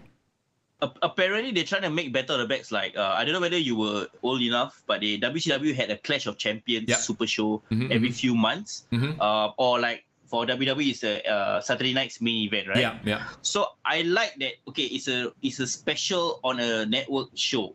But I remember even back during my era, Ruthless Aggression, they used to do like WWE Homecoming or like season premiere on WWE Raw. But like the shows felt special. Yeah. Things. Well, back to what we've talked about as another plane flies by the way, excuse me. Okay, now I hear it. Yeah, there you go. Like, we've talked about this. It's like belts are defended, titles are defended, blood is being shared, tables are brought out every week to a point where now you have Battle of the Belts. It just seems like any old show. Like, did you feel like Battle of the Belts was destination viewing? No, but because they make the presentation too similar. I would argue, right, if they presented Battle of the Belts like a UFC fight, like a fight night, or like what's the one where it's like they are tough enough? UFC Ultimate Fighter. like Ultimate Fighter. Different presentation, different way of showing it. Okay, for example, right? I give you an example. This is my idea of how I went Battle of the Belts interesting. Yeah. They won't put every single belt on the line, right? Maybe in the weeks leading up to Battle of the Belt, Tony Khan or some authority figure does like a backstage raffle to see which belt will be defended for this particular month's Battle of the Belt. And then they're like, okay, so this month is going to be the TNT title, maybe ROH World title, and like the women's title. Then those matches will have become extra significant, and they will start to be the ones that is taking up the TV time going into this Battle of the Belt. Because now we all focusing on these storylines. And the rest can take slightly of a backseat, can be like the white noise, right? Then at least you feel like, oh shit, we are gearing up towards this big match. Yep. Well, I mean, that's how we do it. Going back to my main criticism of AEW, now everything seems sort of, oh wait, let's just throw it out there. Because the title of the pay-per-view or the show is Battle of the Belts, every match must be a title match. So they painted themselves into that corner. So you can't have a hot feud match going in unless someone is a champion. And now everybody and their mother is a champion because they have the ROH stuff as well. So it becomes so saturated. That's why it just didn't feel like it was important. One thing I would do as well, and it's weird that I'm using WCW as a reference, but in WCW, you know there will always be the cruiserweight slot start of the show. Yeah. Then the main event will always be at the end of the show, but you will see the main event players backstage, you know? So it builds that. So why not have your AEW Championship Page versus Cole, Adam versus Adam, on Battle of the Belts instead? Yeah. Or did they not want to, take the shine away from Nyla Rose and Thunder Rosa? Which, I actually enjoyed the fuck out of that match. I think this is one of Nyla Rose's best matches that she's had in AEW. But so it's a credit to Thunder Rosa. Yeah, it is a credit to Thunder Rosa. But also at the same time, it's that feud is a bit last minute thrown together. You splash cake in my face. Like, really? Okay, you caked my face. Yeah. That's the thing, right? Like Thunder Rosa, I think after she beat Britt Baker, problem with Britt Baker's title, even though it was long and very credible, she kind of defeated everyone from that title reign. Yeah. So if now Thunder Rosa is the champion, right, who does she defeat where they still have credibility? Yeah, because nobody. Everyone that she's gonna defeat has already been defeated by Britt Baker.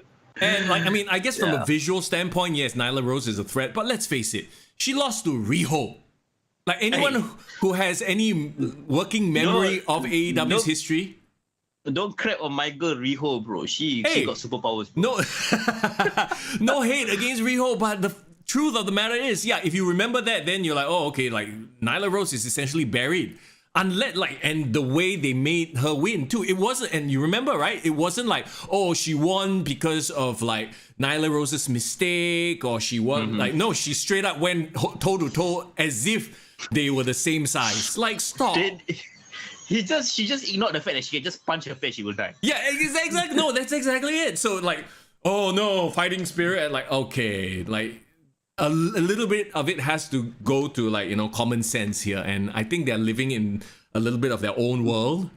Can you imagine, right, bro? Big Show and Rey Mysterio have a highly competitive technical match where both of them are giving 50-50 to each other. No, yeah, exactly, right? Like, literally, then the story should literally be the second Big Show hits Ray dies.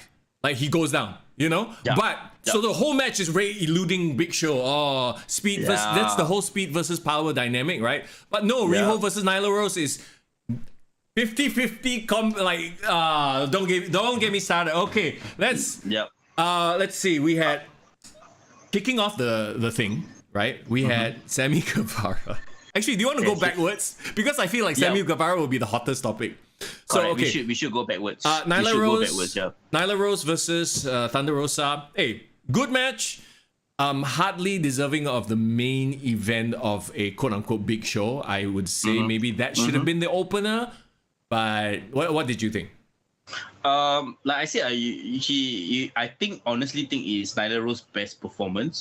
I'm starting to get used to Thunder Rosa as a champion because I was so used to Britt Baker. Yeah. But I think Britt Baker not being on TV the last couple of weeks helps. Yeah. So like now it's focused on Thunder Rosa as this like fighting champion, right? But again, like I feel like this match feels like Adam Page versus Lance Archer. Yeah. It was just gonna be a minor feud, you know what I mean? So it was a good match, but I want to know who is Thunder Rosa gonna face for double? Nothing. Well, is anybody even like, like in your mind? I'm not saying like who can step up. In your mind, has anybody been presented to be at that level? I say no. There's nobody. Who? Exactly. You sigh, and I'm like also who? I know one girl that I would like to, but she hasn't been on TV in a while. But I think if they hit her up just a bit, she will be really, really a great challenger for Thunder Rosa. We all know that's not a problem for AEW. You just throw some rando in there immediately. Oh, by the way, and you know how they'll set it up? They'll cut a promo. I really want to fight you. Okay, challenge accepted. Boom, we have a feud. That's true. But who are you talking about? But you know what? You will like this match. Thunder Rosa versus Serena Deeb. Wait, isn't she still embroiled in the feud with Hikaru Shida? What have they been doing? Yeah, apparently she did return with a new haircut, remember? Yeah, and then they disappeared for a while, right? Yeah, they disappeared. I don't know are they in AEW Dark? Don't tell me they're on AEW Dark because I don't watch that shit. Yeah, or AEW Elevator. Yeah, but Serena Deeb I think will be a great heel challenger for Thunder Rosa. Yeah. Promos, I think they will have a great match if given the chance. I agree with you 100%. Yep. Imagine if Jade Cargill didn't have the TBS title. Imagine if she could be involved. At least, okay, then you have something. Right? She's one of like the most push wrestlers that they have, and she actually looks like a threat. Yeah. So that goes to the problem of why do you have two belts, two titles, two women's titles when the division is not strong. Anyway, let's move on from that. ROH Dalton Castle versus Jonathan Gresham. From a technical standpoint, I enjoyed the heck out of that match. I feel like Gresham, right? He's the ROH champion. He technically crisp. He has the build, but I think he's a bit small. Is he a bit short? Short. He shorter than normal. It's like a Taz issue. You know what I mean? It's like a Puck. Even Puck is taller, I think. Yeah, no, but Gresham is like wider. Like, dude is built like a tank. Yeah. I saw the match. So apparently he has a nickname of the Octopus or something. Yeah, and his finisher is like a octopus submission as well. Like. Okay. So I like his style. I guess Dalton Castle is like this generation's Fandango. I think he's like a bit. A bit lembut wrestler.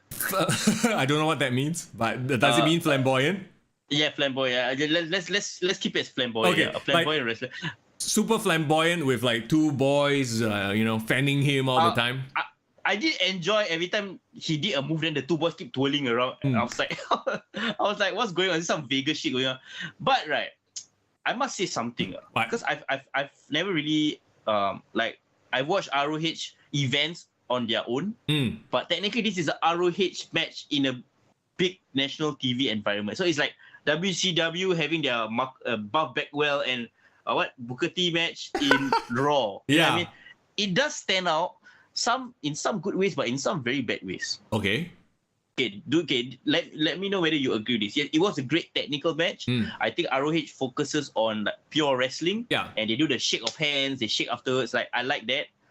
But they were doing too many rolls and near falls. Remember they roll, near fall. Like I feel like ROH wrestlers do not know how to wrestle for TV. Yes. No, I agree with you. I think this shit, this stuff works better on a live crowd and a smaller crowd. Whereas if you're doing this for TV, it gets exactly. Like, you roll. After a while, it's like, okay, get to the fucking point. And like it was more. There wasn't psychology. There was sports. You know what I mean? So I feel like that is really the indie style. The indie style is this. I'm just gonna do a lot of like blockbuster moves that pops a live audience. But then I think it's good.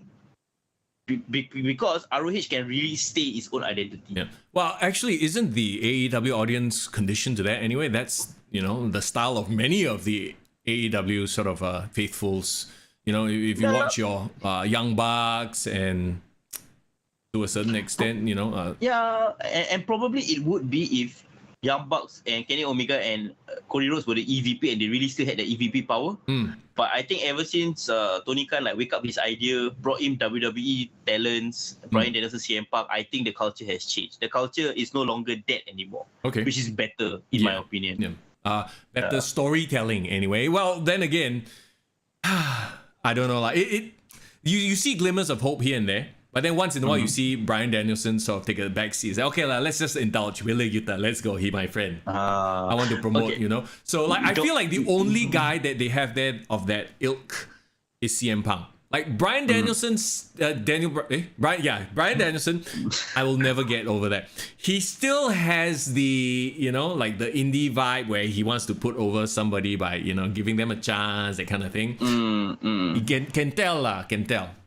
Yeah, I agree. I think Bryan Danielson is like you say, he's a very giving person. So I think he's willing to indulge in a bit. But my way of booking ROH is you really need to keep the ROH wrestlers in ROH. You really need to keep the titles in ROH defended in ROH. And when they come to if they want to come to Dynamite and defend the title, they need to have like a special permission. Like they need to make it sound like it's not a normal thing. Yeah. Because they just can't announce and just say like it happened like nothing. Yeah, and that's the problem with AEW. Once again, going back, I'm hammering that point in again. Once you have ROH becoming a common thing, it's no longer special, and people think actually what it does, it makes their title mean less. Oh, it's just some smaller, you know, federation. They're just having an exhibition match. Oh, okay, you know what I mean? It devalues their world title. Yeah, and like it would be cool if they kept it separate so that when they have storylines where they do crossover or infiltrate, like when Raw goes to NXT, Raw wrestler goes to NXT once in a while. Yeah, isn't it interesting because it's so rare? Correct. Like that would be the same example is if like, you know, every other week you have the NXT title defended on Raw. Then after a while it gets boring. Okay, this is another title, law. Yeah. Or like if they want to do storylines, like 1 or 2, 3 weeks, there'll be a 3-week program between like an AEW wrestler and a ROH wrestler. He goes to ROH, you know. Well, I mean, Samoa Joe is that guy right now, right? And I can see what they're trying to do. They're trying to get attention on ROH because maybe this can lead us to, oh, no, we still have to talk about the Sammy Guevara stuff before the Tony Khan. Okay. That might lead to, you know, other announcements and stuff like that. I think that what they're planning to do, it looks like this to me. Samoa Joe will be the bridge. He will be the one that gets people to go and watch ROH because he's their TV champion while still being all elite as well. You know what I'm saying, right? I agree. And great you brought up Samoa Joe. We can talk really, really quickly. Like I said, post-match, the Satnam Singh guy came again, Jay Lethal, Sonja Date.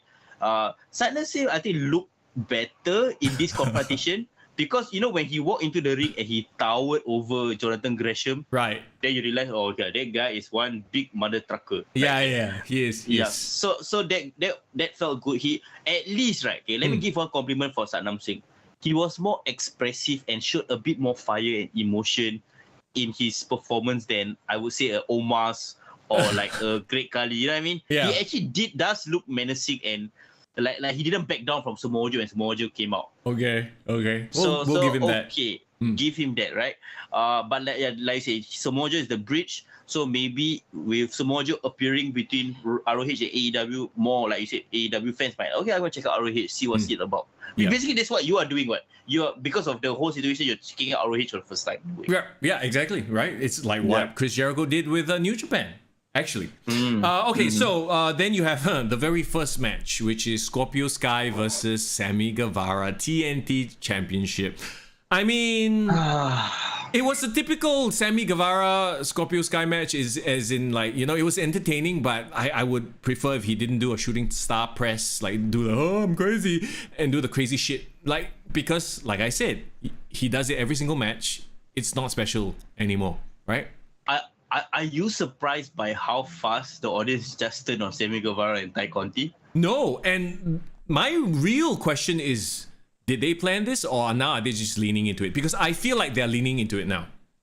Like, because there was some shenanigans at the end. Didn't he low blow Scorpio Sky or something? So he did. It wasn't a clean win. So they're obviously leaning or pushing him heel because they've heard the boos. I mean, it's so weird though. Like, if anybody like should feel bad about this, it's Scorpio Sky. You just basically shat on him. Like this, I would argue is worse than the Miz's 1 week reign. My God. At least Miz is still like at a certain level. Scorpio Sky straight up is like, all right, I won the TNT Championship. 2 weeks later, he loses to Sammy Guevara again, and he didn't really make anything or do anything of note in between. The Scorpio Sky story is very weird because they were hyping him up of that he was undefeated for a year before he won the title, right? But nobody noticed that he was undefeated for a year, right? It wasn't a thing. That's the problem with their quote-unquote storytelling. I feel like a lot of it is like, oh, by the way, hey, he hasn't actually lost. Okay, slip that into commentary, and that's it. Yeah, I guess trying to make it seem like, gets got more stakes, but it doesn't seem like the stakes were telling out. It's almost like they accidentally fell into the stakes. Yeah. See, right? That's why when people go on about AEW and they're like, oh yeah, they're into long-term storytelling, I go, are they really? Or did they just accidentally stumble into, oh, by the way, actually there's, there's a photo of CM Punk and MJF when they were kids. Long-term storytelling. No, it just happened to have happened like that. Yeah. But I guess it's great if they can weave something that happened accidentally into like a story. So that's great. And the win streaks, we all know it's bullshit anyway. Yeah. Because he's been dominating Dark or Elevator. With regards to Thai Conte and Sammy Guevara, like I saw it coming the moment Cody Rhodes left. And then I don't know whether you saw this, but he gave an interview with Ariel Helwani. Okay. And he talked about, I think Ariel Helwani asked like, what's your thoughts on your last match with Sammy Guevara? And then he said that, I enjoyed it. I put over a young guy and I'm happy for that. But then he said something that, I'm a little disappointed in Sammy Guevara. I left the company for 2 weeks and he's already like posting like half naked photos of himself with the belt. Like it's almost as if like I think Sammy Guevara still needs guidance. Like he is not there yet because the promo that he cut a few weeks ago where he said that if I'm gonna break my back, I will gladly do it. Because no one's gonna tell me to stop. My style is too dangerous. Blah, blah, blah. I feel like he is still a bit naive as a wrestler, and that turns people off in a way. Right. He's not naive in a fresh face, baby face way. He's a bit too into himself, Yeah. And now that he has made this whole thing about his hot girlfriend, it's what? Okay. Which baby face in the history of wrestling do you remember with a hot valet? I guess Randy Savage with Miss Elizabeth. Yeah, but Miss Elizabeth, she's beautiful, obviously, right? And she's hot, but she was never presented as sexy. She's like very wholesome. So, what I mean? I get what you mean. Like, it's always the one with the attractive partner is always a heel. Yeah, because the whole idea is that, I have this hot chick, you don't, because I'm a alpha, I'm a better than you, and you're a loser. That's the reason why you put, quote unquote, sexy, hot women with the heels, right? To make other people feel bad about themselves. Yeah, but once again, like Sammy Guevara is a natural heel because first of all, he really put it out on national television when he proposed to his former girlfriend. Yeah. Which was okay, and being honest with like the rest of the audience was like, oh yeah, she seems to be quite a normal looking girl compared to a plain girl, compared to Sammy Guevara. So like but then the fans was like, oh yeah, why Sammy Guevara cannot get someone more hotter, man, which is like fucked up lah. But then when he gets hotter, then the audience is like, hey, wow, you bastard sia, now you leave your nice looking, normal looking girl for a hot girl. Hey, that's a heel move right there. Yeah. So I get it, but I also feel like the audience also hypocrite lah. And I know Sammy Guevara being a young guy, if you have a hot girlfriend, you can't help but to show her off on social media. Yeah. But also that also opens you up to being a heel. Yeah. Because you're being a show off. Yeah, that's exactly it. People don't like that, And the funny thing is, did you hear when finally, they had their whole scuffle and everything, right? And Paige Van Zandt came out, she got cheered. Yes. Paige Van Zandt is the getting cheered. So, bro, I tell you, So what? Dan Lambert is a face also? Oh, no, shades of grey, bro. We don't talk about faces or heels here in AEW, you know. We are open to, like, what? Stop it, lah. You know, like, they've obviously kind of messed this whole thing up. It feels to me like Sammy Guevara, because he's, you know, has his girlfriend, he wants to be in a program with his girlfriend. So he went to Tony Khan and is like, can I be in a program? Of course, Tony Khan's going to say yes. He can't say no to any of his boys, right? So now they probably thought they would be a face like duo and go up against Van Zandt and American Top Team. But they didn't realize that actually you got a bit of a T-by face, and she also got a bit of like a, you know, I'm better than you sort of a vibe. So they've turned heel unknowingly, and Paige Van Zandt by default has to be the face one. They need somebody to cheer, right? Yeah, it's a beautiful thing, wrestling, because I feel like this is really an example of the fans change the initial trajectory of the feud, right? Clearly, they were supposed to be the face in this. Okay, but I think they can be salvaged because, like you said, it wasn't planned. I think they posted photos of them showing themselves off as on social media. It's like they are being sweet, like, yeah, I love my girlfriend and wife. But then they realize, oh shit, this is rubbing people the wrong way. So I think, like you said, they are probably gonna be the Edge and Lita right now, and it's to that actually it will help them with their act. So they're definitely leaning into it, and it's Edge and the rated R couple for 2022 lah. But how far can they go with it? Like I said, they are under new management. TBS is under new management, so I'm sure microscopes and friggin' like magnifying glasses are on them. So what are they gonna, what are they gonna do? Yeah, and it's weird because seeing Paige Van Zandt versus Ty Conti, I would like to see that match actually, because I don't know about the wrestling, but like in a fight, like it would be a interesting matchup. BJJ versus MMA girl. I think that see, that's the problem. I feel like what they're going to do is they're going to make the match competitive. When honestly, what you need is for when Paige Van Zandt finally debuts, she needs to destroy somebody. If you want to make her the new quote unquote the AEW version of Ronda Rousey. You know what I would argue? I would think, right, that actually Paige Van Zandt has the potential to be a bigger, better wrestler star than Ronda Rousey herself. I agree with you 100%. Well, we haven't seen her in the ring, so we don't know.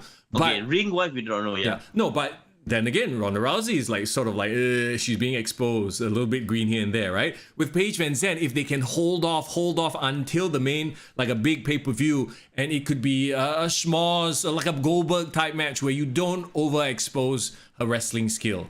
But I don't trust AEW to do that. I'm sure next week will be Paige Van Zandt versus Ty Conti already.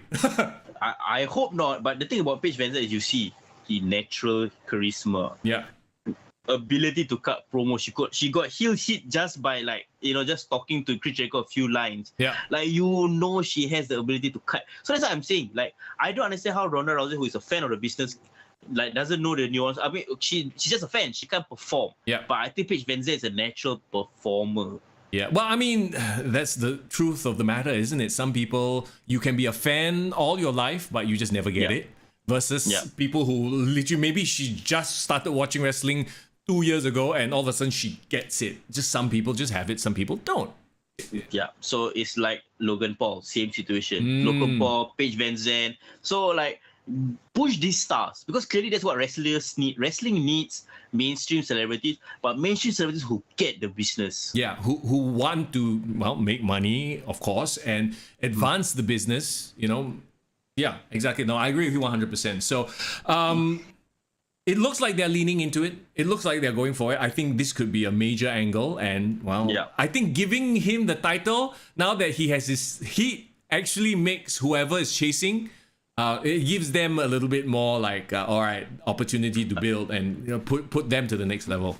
Another interesting fact, 3-time TNT champion, same number of times as Cody winning it. Is this AEW's way of trying to erase Cody's title reign? I feel like that might have something to do with it, But okay, who then steps up to challenge Sammy Guevara? If unfortunately not Sammy, Scorpio Sky lah. I don't think he's that interesting anymore. Because Scorpio Sky and Ethan Page technically are still heel, but they are aligned with Paige Van Zandt. And if Paige Van Zandt is gonna feud against Ty Conti, then shouldn't it be them? So what, we turn American top team face?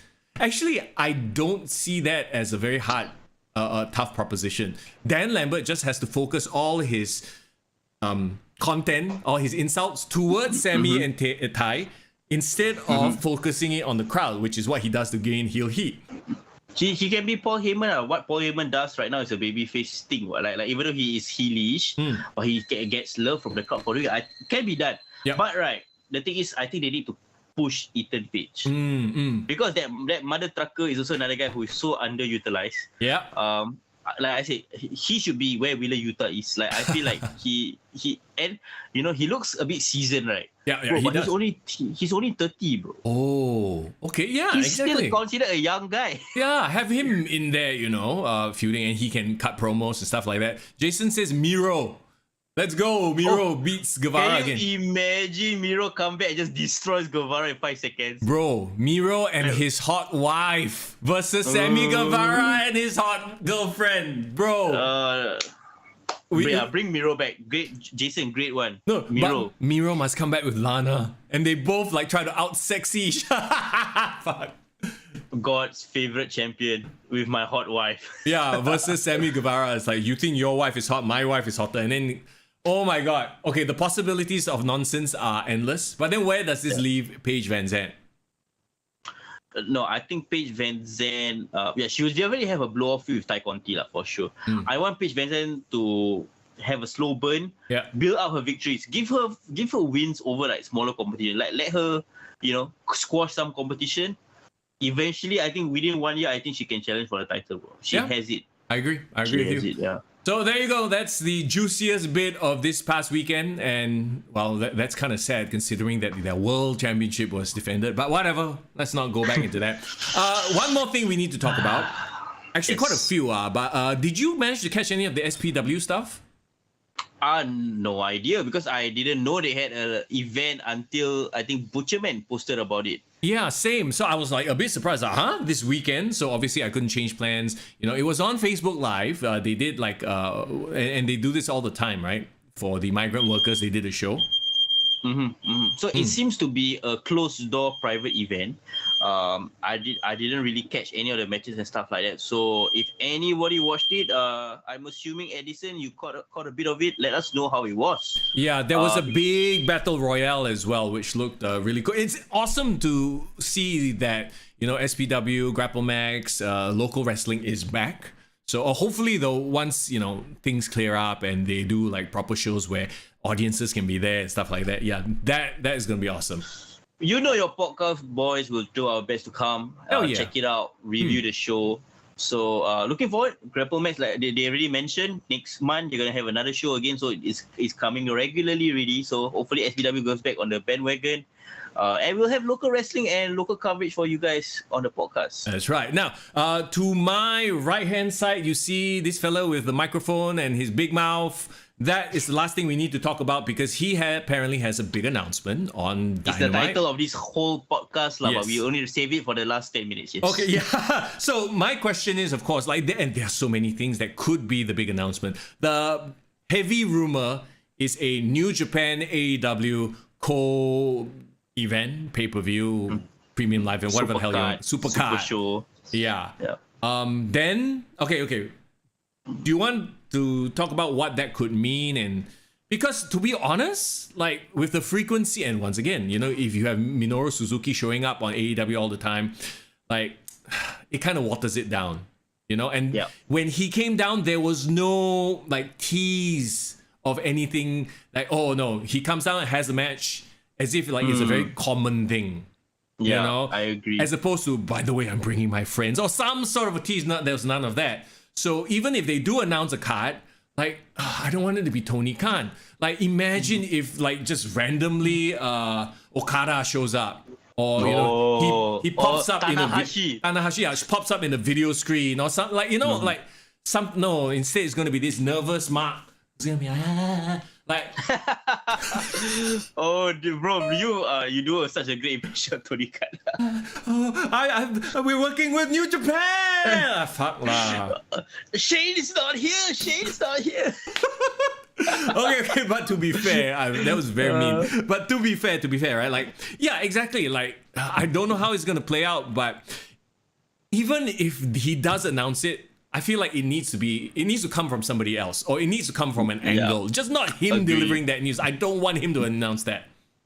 Even in a pre-package, some package thing, that would be fun. Yeah. But like we've talked about this before on the podcast. I think even as early as last year, we talked about the biggest thing AEW can do to like compete with WrestleMania right now is to put on like a super show, a super card, like featuring like New Japan and AEW. I think that's the best way to like.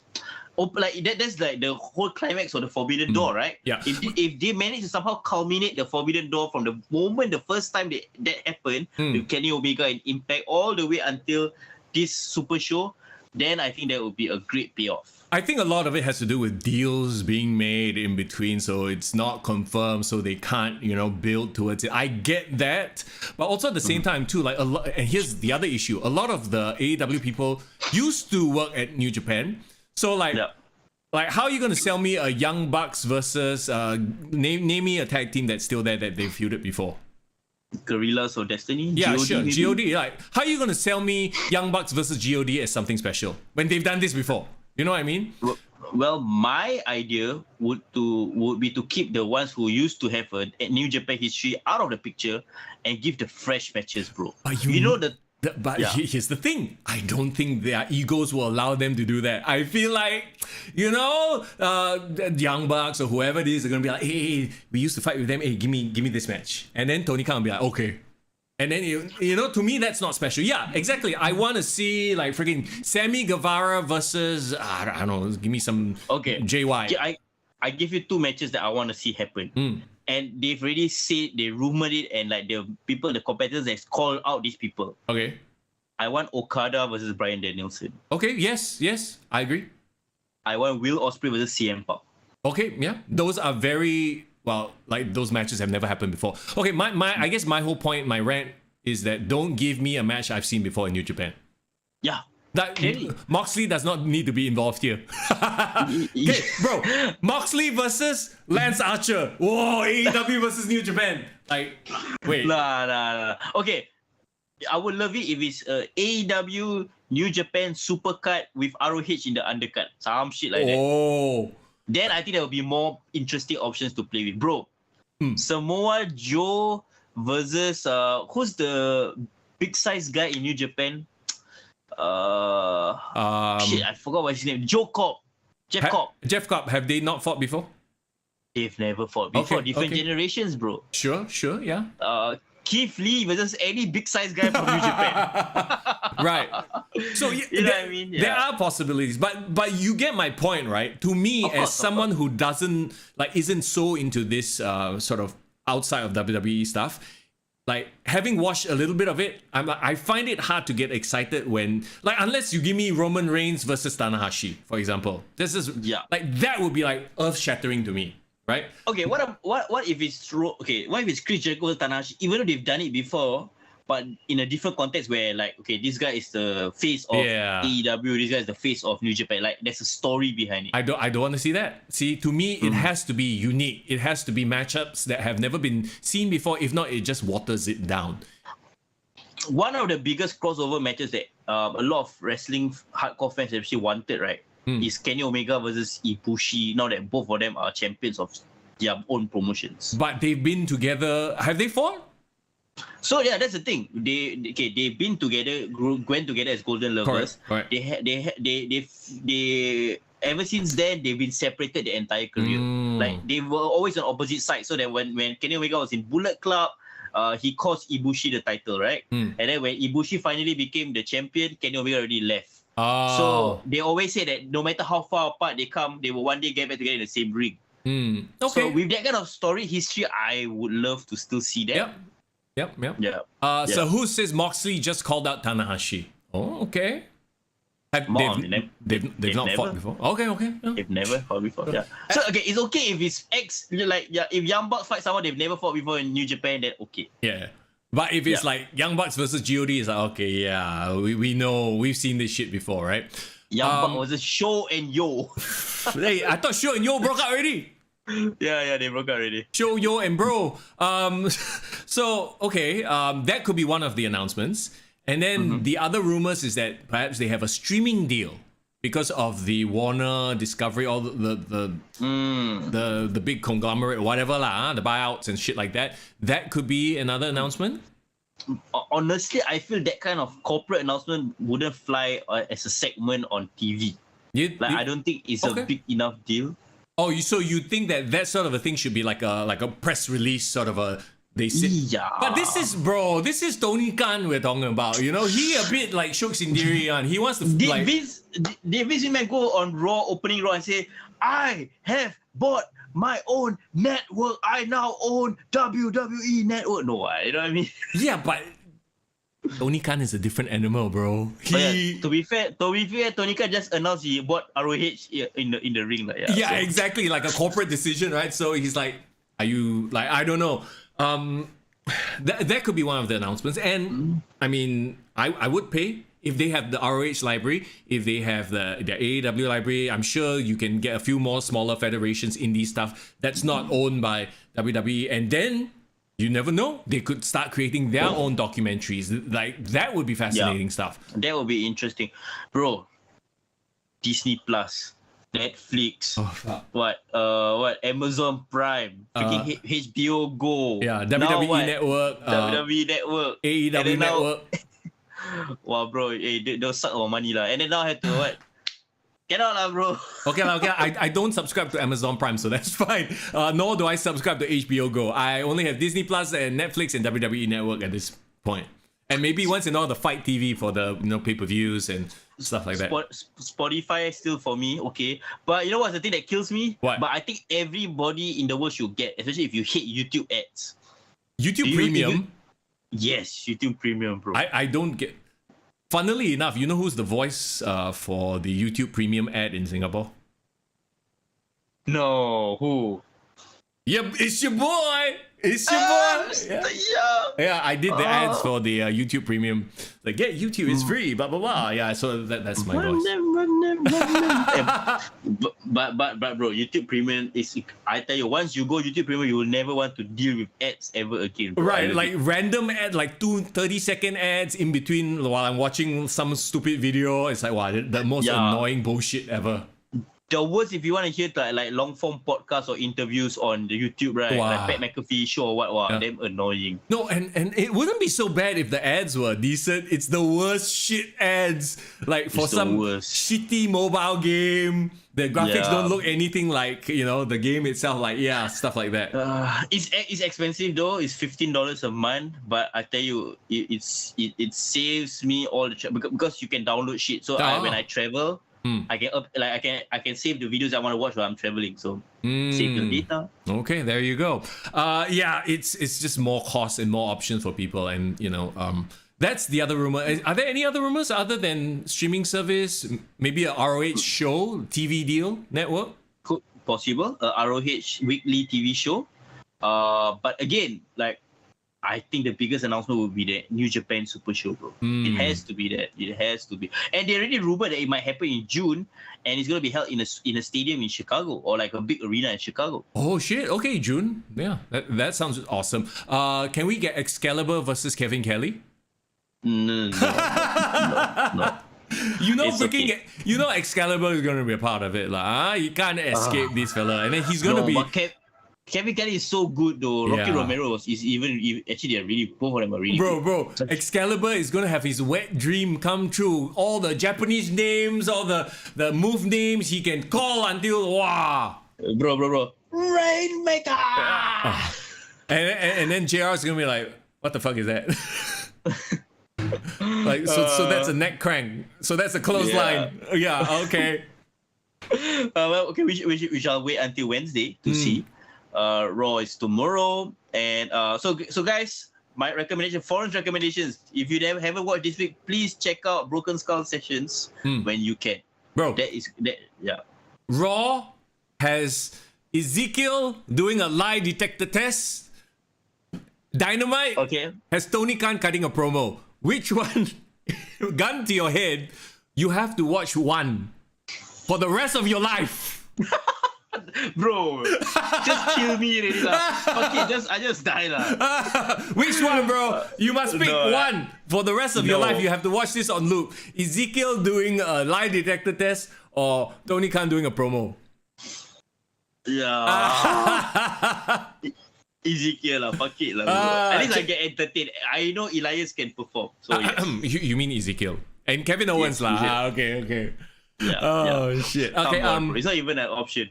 Yeah. That being said, though, once again, there's always something to talk about in this landscape of pro wrestling, which is great.